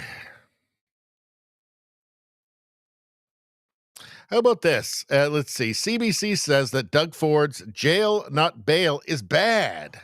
This is posted by Mark Nixon here. It's bad. Why does the CBC think it's bad? Let's see. Well, it would tend to reflect poorly on Liberal Party criminal policy, so maybe that's why. And they know who's paying them. Well, new this morning, a CBC data investigation has found Ontario jails are heading towards a record year of overcrowding, remand populations, and lockdown. That it's all happening as politicians are debating new tough on-crime bail reforms that could bring even more prisoners into Ontario jails. Valerie Ouellette joins me now in studio with more on this CBC investigation. So, Valerie. By the way, I've immediately got a solution. So stop sending billions of dollars around the world to third world countries for gender studies, this and that, or gender neutral rice farming, whatever. I mean, literally, they did send money for that, by the way, millions and millions of dollars, right? Don't do that. Don't send, billions of dollars to Ukraine. Have it here and build some prisons. Build more prisons. Because we've got a crime problem now. Crime's going up.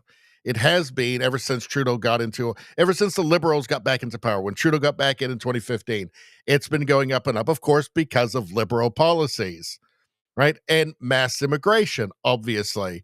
So you're going to have to build more prisons, I'm afraid. You're just going to have to do that. Let's see. I mean, unless you don't care what's happening to Canadians or the well-being of Canadians, which, yeah, let's face it, they probably don't. Thanks so much for this. So walk us through the data and what you've been able to find.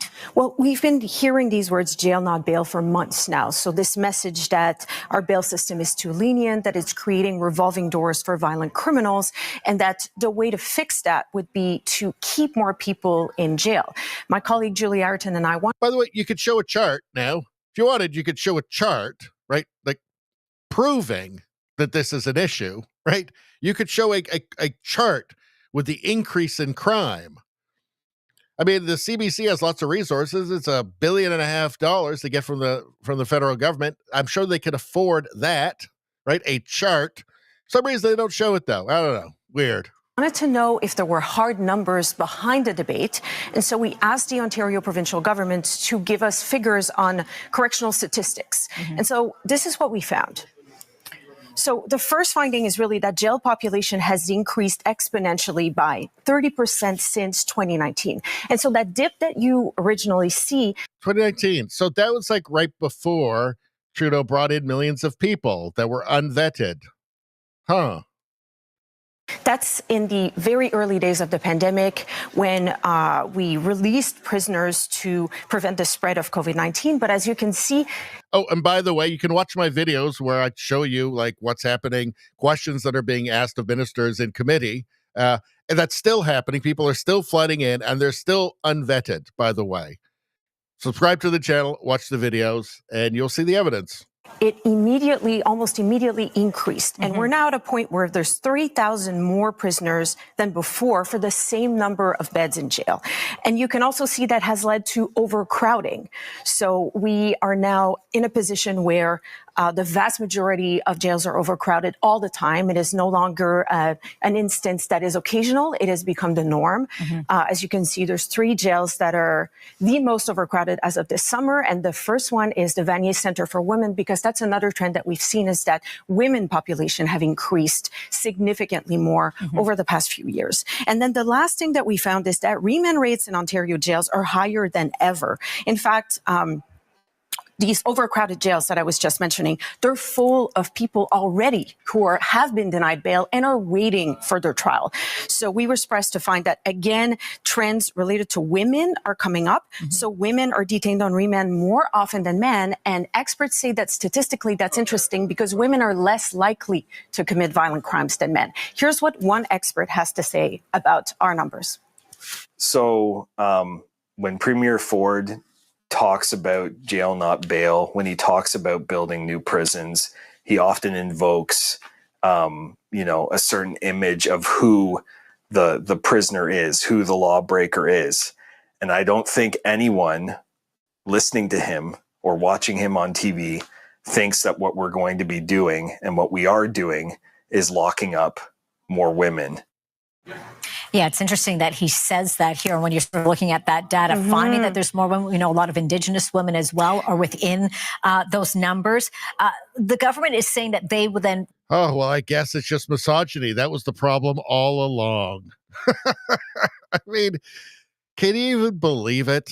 Like, can you believe it? Let's continue. To deal with this overcrowding, they're going to build more jails. What more are you hearing on that plan? Because it's not a quick fix. It takes time. And the question is, where are you going to put them? Well, it's important to point out that these are the government's own data. So this isn't CBC gathering data. These are the government's own numbers. And we tried to get an interview with the minister. We asked them about a dozen different questions to better understand if there were nuances or clarifications maybe we weren't getting. And we did not get any answers to our questions.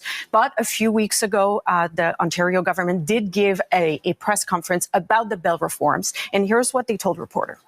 We will be very, very aggressive in opening up new jails because in the end of the day, that means that if a person gets arrested, I have a place for them.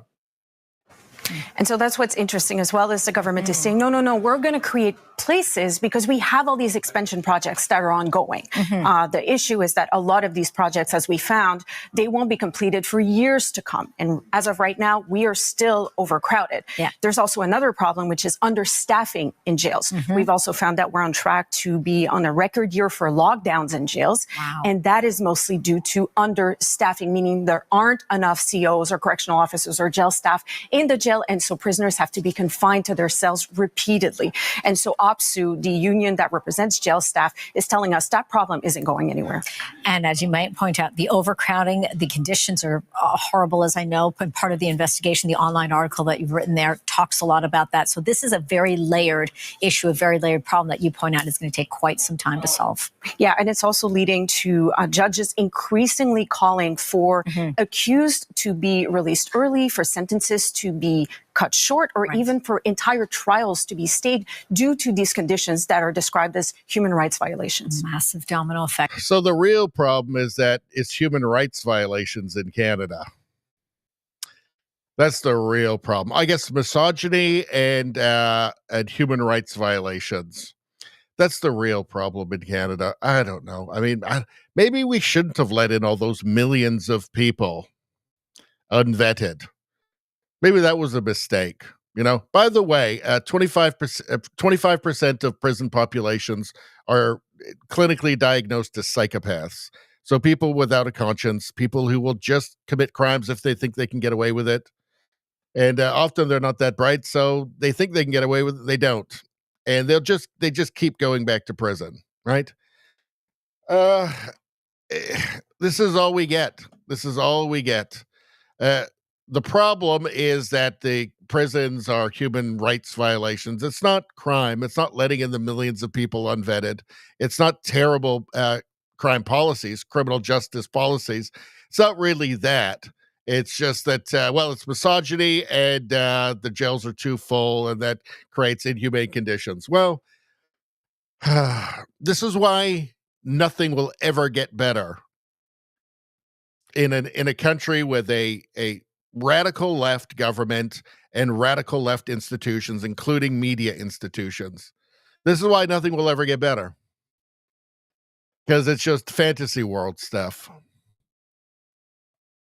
All right, let's move on. Under draconian plans, the UK government is consulting on the use of technology that analyzes citizens' motions and emotions using public CCTV cameras so they can tell when you're sad And that's bad because you might say something bad about the government. Better be happy all the time. Hey, it's like that the Twilight Zone movie. Remember that, where the kid who had the weird powers and everybody had to be happy and pretend he was doing great things all the time. Just like that. That's the plan for the UK government. I'm sure that probably Carney's in talks to do the same thing as well, so they can analyze your motions and emotions. Nothing dystopian there. Nothing dystopian about that at all, obviously, right? Coming from the government that arrests 12,000 people a year for social media talks,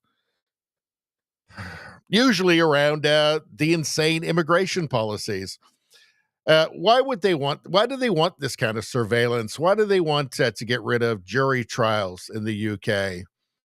Why do they want so much censorship? Why do they have their Online Harms Act? Their online censorship bill. Let's see. Nigel Farage, MP. He will be the next. It looks like he's for sure the front runner to be the next prime minister of the UK with the Reform Party after the collapse of Labour and the traditional Conservative Party, who betrayed their voters for 15 years. A 15-year-old girl was raped by 2 Afghan asylum seekers in Warwickshire. This is just normal there, by the way. This is not like a rare occurrence. This is just normal in England now. This is just what happens. This is a result of their diversity there.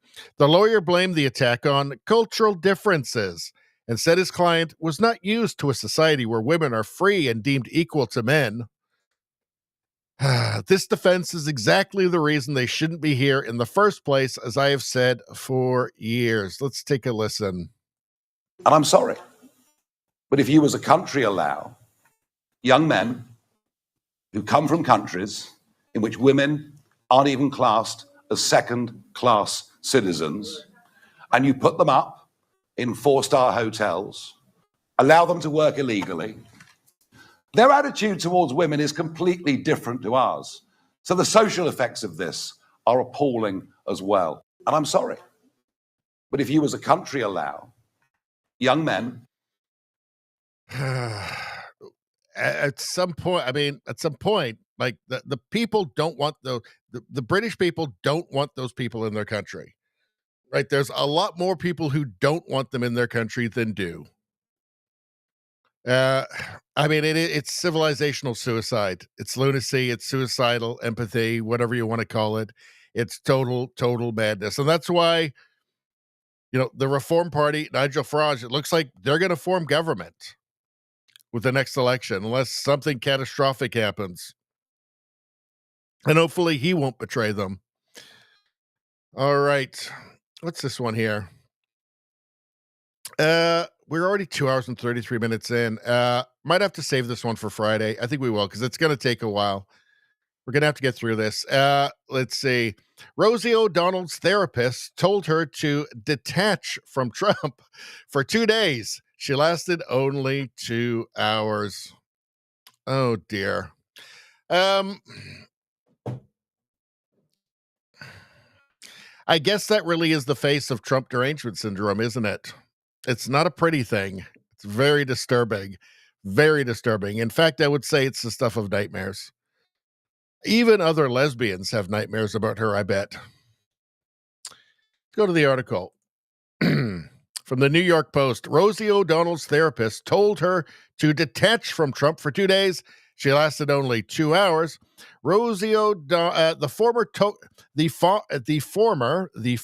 talk show host's deranged fixation on the president was put on blast in a Washington Post piece profiling her new life in Ireland. Pray for Ireland, by the way, a move she made just 5 days before Trump's inauguration. In the article, O'Donnell, who regularly fires off anti-Trump posts on social media, recalled promising her shrink the day before Thanksgiving that she would stop talking and posting about the Republican president for 2 days, a vow that crumbled almost immediately. I've said it before, I'm going to say it again. Rosie O'Donnell's therapist is definitely going to need a therapist, because she's Rosie O'Donnell's therapist, and she has to look at that face. The 63-year-old said her self-imposed detox lasted only a few hours, ending when she learned Trump told Bloomberg reporter Catherine Lucy to be quiet, piggy, aboard Air Force One. Did he actually say that? I can't remember. As she pressed him on why he opposed releasing the remaining Epstein files. A League of Their Own star, A League of Their Own star then exploded on social media, telling CNN's Jim Acosta she was disgusted with the White House press corps for allowing Trump to verbally rape a reporter.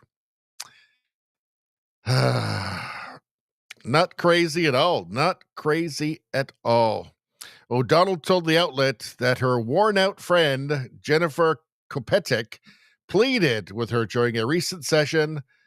Roseanne, you've got to detach. You've got to disconnect.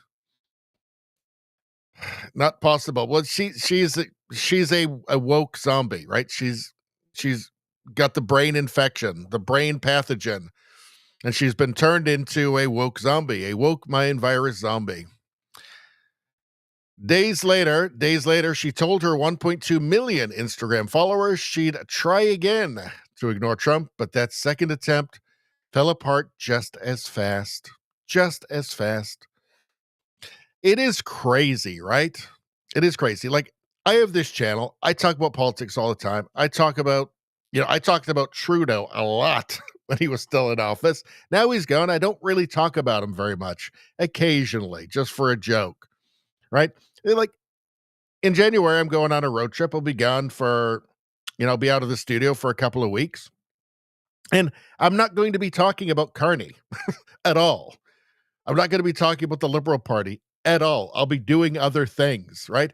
I'll take my mobile studio and I'll try to do some clip videos. And if I've got a good internet connection somewhere, I'll even try and do a live stream, right?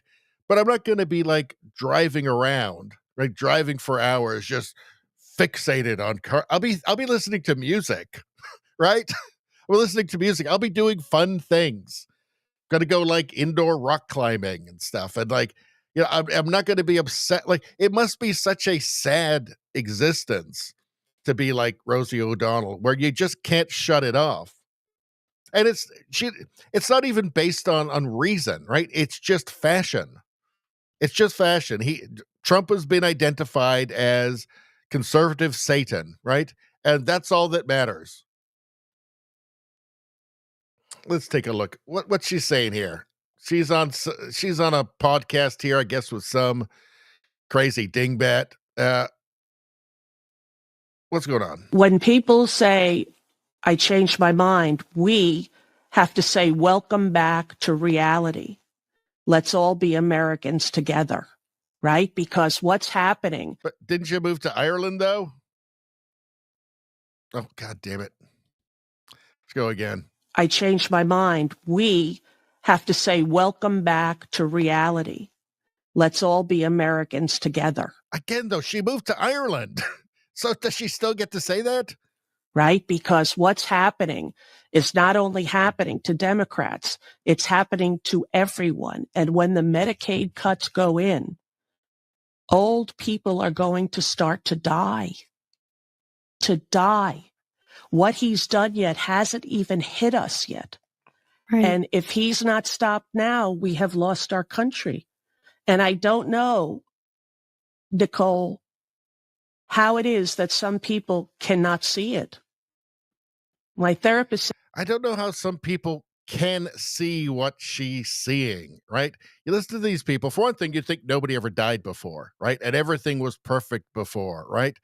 These are flawed systems that each party is trying to adjust, and they're both trying to do it. Like in the case of Trump, he's trying to reserve funds for Americans. He's trying to save the programs, right? Trying to save them from fraud and waste so they still exist, right? So at some point they can pay down the debt, right? So all this stuff actually still exists at some point. It's just, and look at her. She's very serious, right? She's a teleprompter reader. She knows nothing, right? She knows what comes out of her teleprompter. Nicole Wallace. Right? These people are they're completely useless. That's why nobody watches. Like these people have their podcasts. Nobody watches them because nobody cares. Because everybody knows they just read what's on the damn teleprompter. Oh, yeah, this is the one with that Jim Acosta here, but we won't bother looking at that. Let's okay, we got to the last tab of the evening. Let's go back to the chat. I've neglected the chat for a minute. By the way, anybody watching on YouTube, please go and subscribe to my new YouTube channel. Rumble people, don't worry, everything's in the same place. On YouTube, I split my channel into two a few months ago. So the channel you're watching now is live streams and clips of Canadian news, clips from my live streams. On Radio Baloney News, which is the featured channel on the homepage, this is the new one, which all of the clip videos for U.S. news, UK news, world news, meme reviews, woke mind virus, all that stuff is going here. Radio Baloney News. It's up to you guys to help me out. If you want to watch these videos, you're going to have to go and subscribe to it right now because the algorithm, I'm telling you, doesn't like my content and it's not going to help. But you can sleep at night secure in the knowledge that when you subscribe, it does make one purple-haired gremlin cry. It does. So do yourself a favor. And everybody just generally subscribe everywhere you are. Subscribe to this big, beautiful channel right now. And like the stream and get your free good karma. And you can put in a testimonial about all the wonderful things that happened to you after you did. And become a channel member wherever you are. All that great stuff. All right. I think there's a lot of chat to go through here. Let's see. I'm going to kind of skip down to the end bit. Izzy says, Trump broke Rosie. He did. She dreams about him, I think. I guess it's nightmares.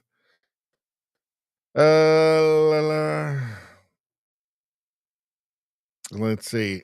JDL says, EU hates Europe and Europeans, period. Yes, 100%.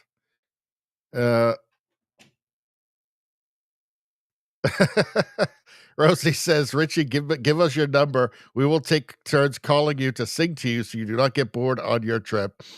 That's a nice offer, but I'm going to have to decline. Let's see. JDL says, Richie, do you ever go stateside? I used to spend a lot of time down in the States. I have not in years. Actually, ever since I got sober. I just kind of keep it close to home. I go on little road trips around the province now, and I haven't been down there. I've not been down there in years now. I don't think I've been down there since I got sober, to be honest. But like I have specific places that I need to go. So I don't really have any extra time. Like I do like 4 trips a year. And, these are like purposeful trips. And so I don't really have any time to go anywhere else anyway. And I just kind of like, I don't go anywhere unless it has a purpose. So I don't go just because I want to see such. I've traveled lots. I've done a lot of traveling. When I got sober, it kind of, maybe it's a self-defense mechanism. Maybe it's, when I used to travel, it used to be just one long binge, like from start to finish, like starting before the airport and right through until I would get home. And so maybe it's partly that, like I just don't play with fire. You know what I mean? But also too, like I've been all over the States, and I wouldn't just go to a city just to see a city or something like that. Because I just want to go to the hotel and make videos, right? So I do trips. I do like 4 trips a year, maybe 5, and but it's all with a purpose. And they just happen to all be in Canada. So, but I'm not big on traveling, like getting on planes and just going places, because to be honest, I find it boring now. If I'm just doing something to go to LA, what would I do in LA? I spent a lot of time in LA in the past, and I was hammered the whole time. What would I do? I spent a lot of time in New Orleans, hammered, which is a dangerous place to be hammered constantly, by the way. Like, what would I do? Like what I used to do? Well, I can't do that, right? I'm not really interested in going to museums or sightseeing, right? So now when I do things, I do it. There's a purpose to it. There's a reason I'm going. And yeah. So no, I haven't been down in a long time, actually. I may not go back down again unless I move there, to be honest. Again, once I got sober, I keep things small. And I guess it's kind of to protect myself from myself. Do you understand what I'm saying? Because I do not want to go back to drinking again. If I went back, I'd probably be dead in a couple of years, right? I'd go from like one sip of beer to a 40-pounder of vodka in 3 seconds. So I have to be careful because it really is serious. It is life and death for me, right? Not drinking is life and death.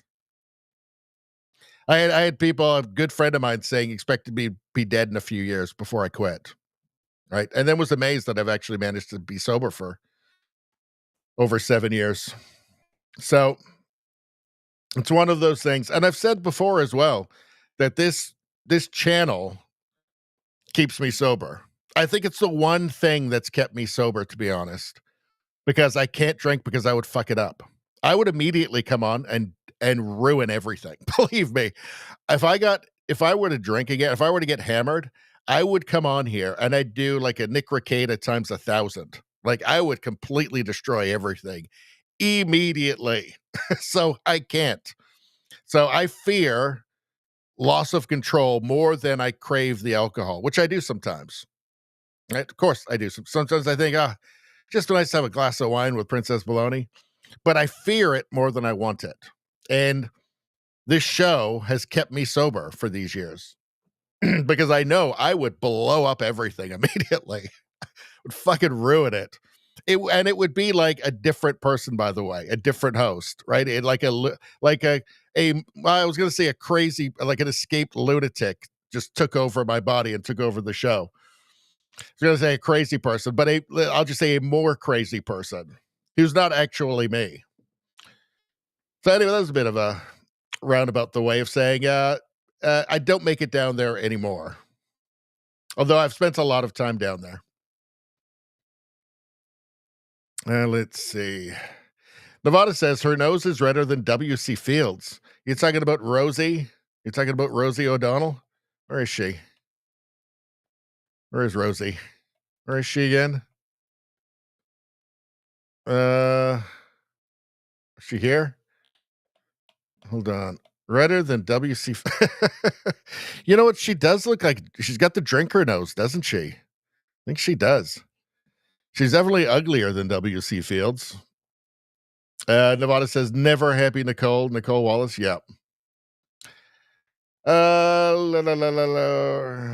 Spambot says, you ignored since before I returned to the show. Ignored what?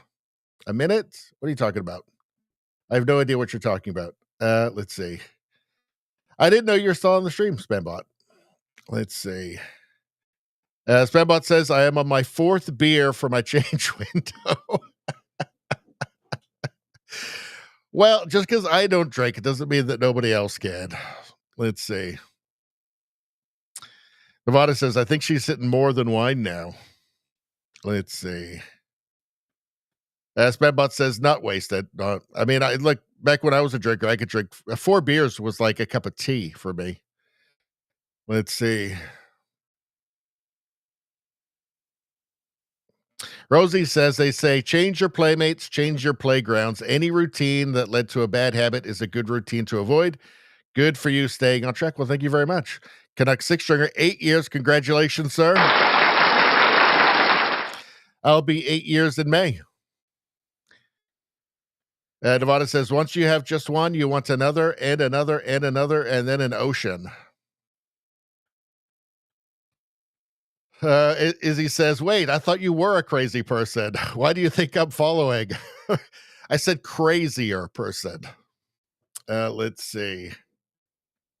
Spambot says, ignore to the chat. I did ignore the chat for a long time, Spambot, but I was ranting. I was on big time rants. Let's see. So that's the give and take on this channel. You know, you can get the big time rants, but you can't get the chat at the same time. You can get the chat, but you can't get the big time rants at the same time either. That's just the way the way it goes. I don't make the rules. Let's see. JDL says next May, 22 years sober. Congratulations. That's awesome. That is 22 not wasted years right now. Awesome. Steve says if you start drinking again, you will turn into Rosie O'Donnell. That would be me right there. Like 5 minutes later, one sip, 5 minutes later, I'm that. Ugh, terrifying. That's why I don't drink, folks. All right, let's get to the last one here. I can't believe we're almost 3 hours in. Wow. And I was kind of tired before we started. All right, here we go. Sassafras. Let me make sure this is updated with all the stuff you guys sent that I added before the chat. Sassafras. I'll use whatever GIF I want. Don't need to gatekeep GIFs or reactions. Ernest Owens. Translation, if you're not black, stop using black GIFs as your respect. Oh, God, hold on a second. I've had this occasional, like, stabbing pain in my temple through this stream just a couple of times. What is that from? All right, hold on. More coffee will probably fix it. And vape. Okay. If you're not black, stop using black GIFs as your response and or reaction to things. How about fuck you? I see if it's in reference to the celebrity being discussed, but if not, cut it out. Digital blackface shows up in ways unspoken on here. That's not a real thing. It speaks to how little racism there actually is, that you have to make up things like digital blackface, that you have to turn over every stone, every pebble of sand to find that oppression, to find that ism, that phobe, that whatever it is that gives you a chance to virtue signal, that gives you that little coin, the coin of the realm, that little bit of victim status to get just that extra couple of likes from idiots. Sassafras says, I'll use whatever GIF I want. You don't get to gatekeep GIFs or reactions. Exactly. It's actually embarrassing, isn't it? It's just embarrassing. Like it's genuinely pathetic. If this is what you're offended by, you're not oppressed. Sorry. Another one bites the dust. What's going on here? Oh, we missed it. All right, we got to show it again. Where's the sound? Process. What the hell was I thinking? Do you know what? We'll save this one for Monday for the premium stream. It's got the music. It kind of needs the music, this one. Kathleen Winchell. Oh, this is so precious. Horse brings home an injured owl. It's amazing to see what happens from here. It's probably AI. Let's take a look. Anybody saying it's AI in here? I don't know. Maybe it's real. Let's take another look.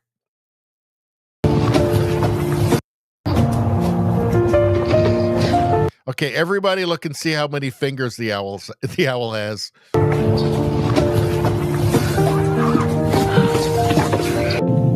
The sunset, Dad, why do I have shadows? I said, son, there's light in you.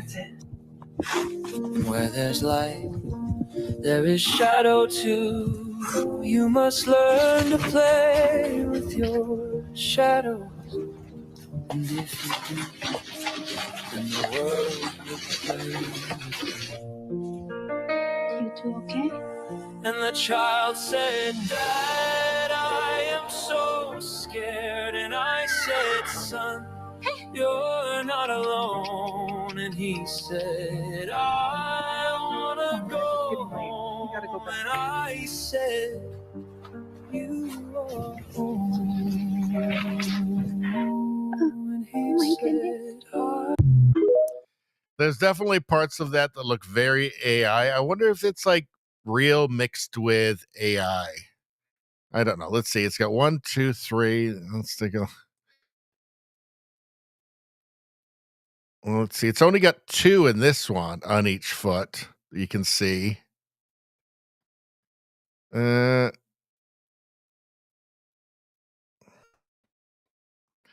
This part definitely looks AI to me. It just looks like straight up CGI, actually.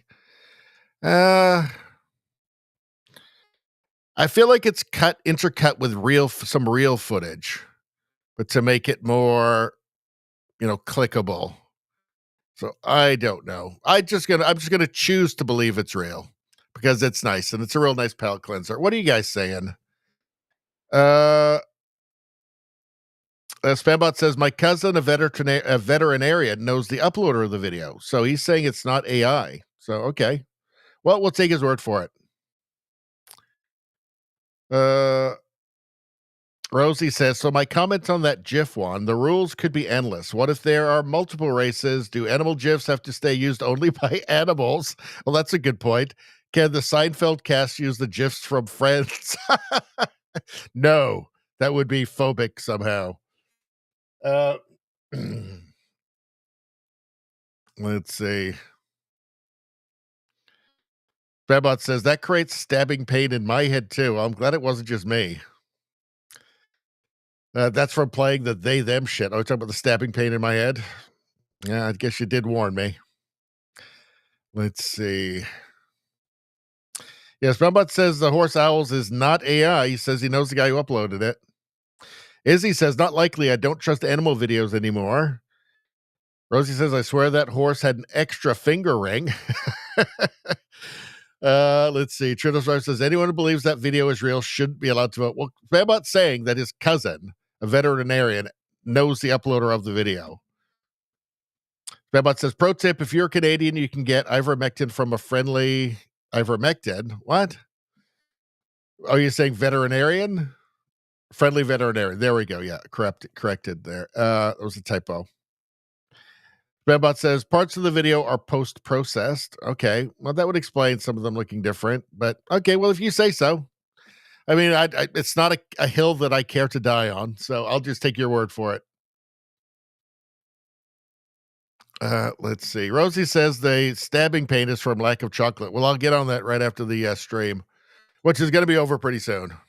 Best HOA response gets a special treat.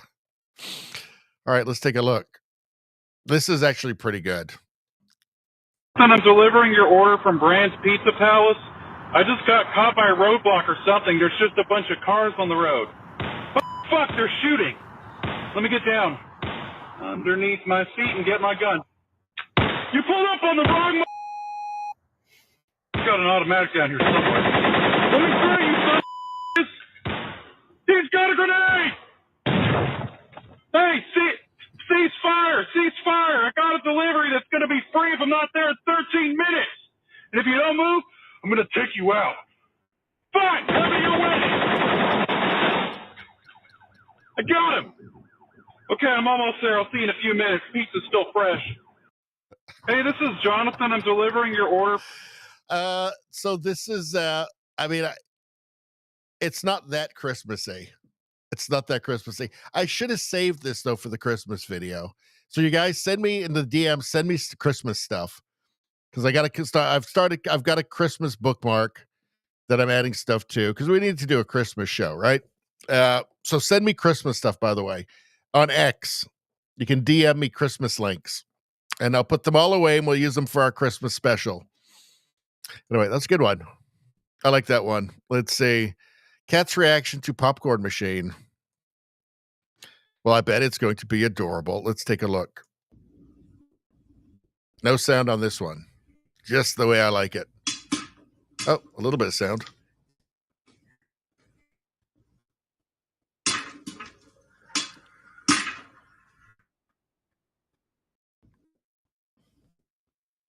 Well, that was the whole thing. Adorable. Let's see. Internet Hall of Fame. I don't endorse doing this. Let's take a look. I'm so bored, I just sent a bunch of flowers to my neighbour Steve with a note that reads, I still miss you. Love, Laura. Kiss, kiss, kiss. I guess his wife just found them.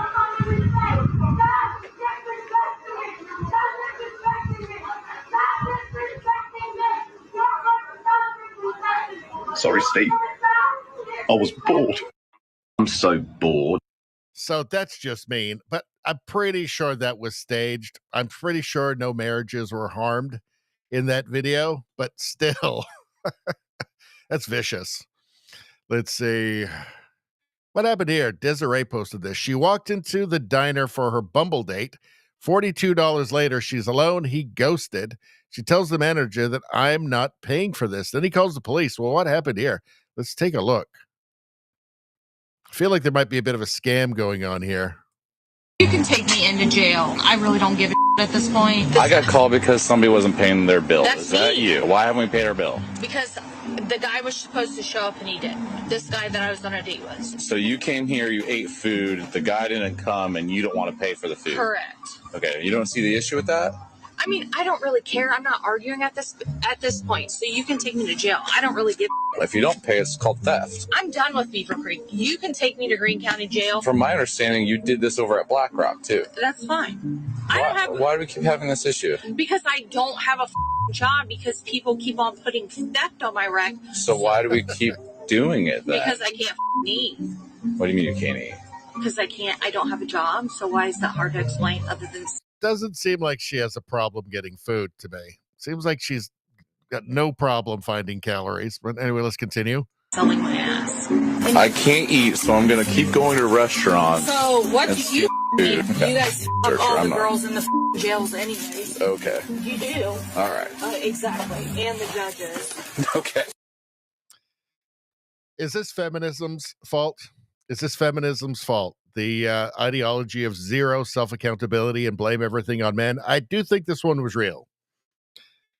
I think we can blame this on feminism, right? You're perfect just the way that you are, and everything's men's fault, and you don't have to be accountable for any of the stupid things that you do. Let's see. Critically thinking and drinking because fart humor makes my day. Did we watch this on the last night's stream? If we did, I don't care. I want to watch it again because it's classic.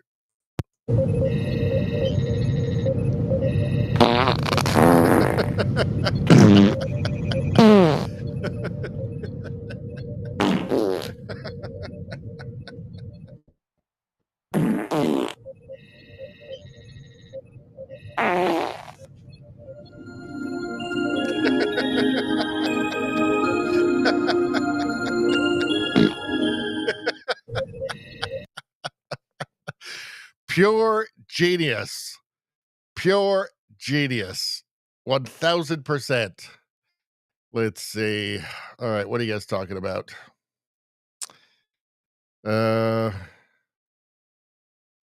Izzy says, talking about the guy with the crazy Christmas thing. That'd be funny for the first 3 plays. After that, I'd want to kill my neighbor. Yes. 100%. Let's see.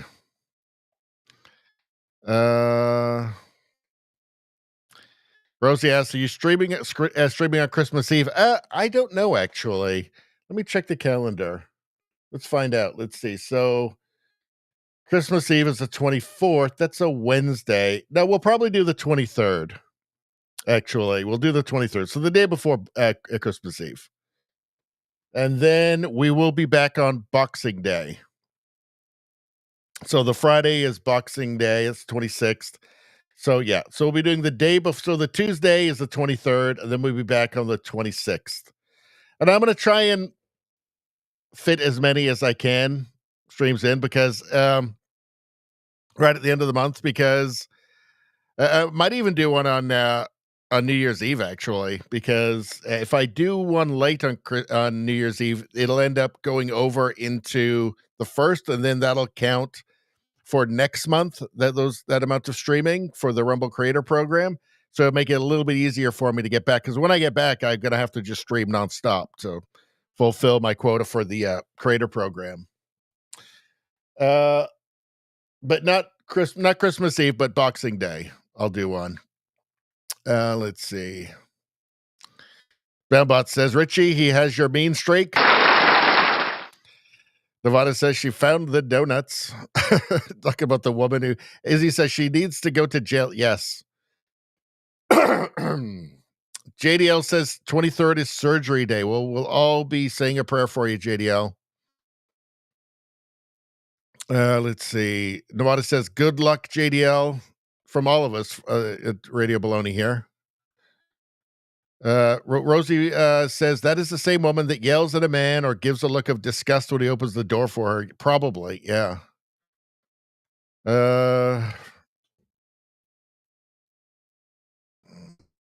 Let's see. All right.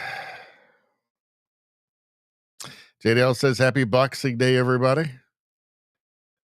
Let's see. All right.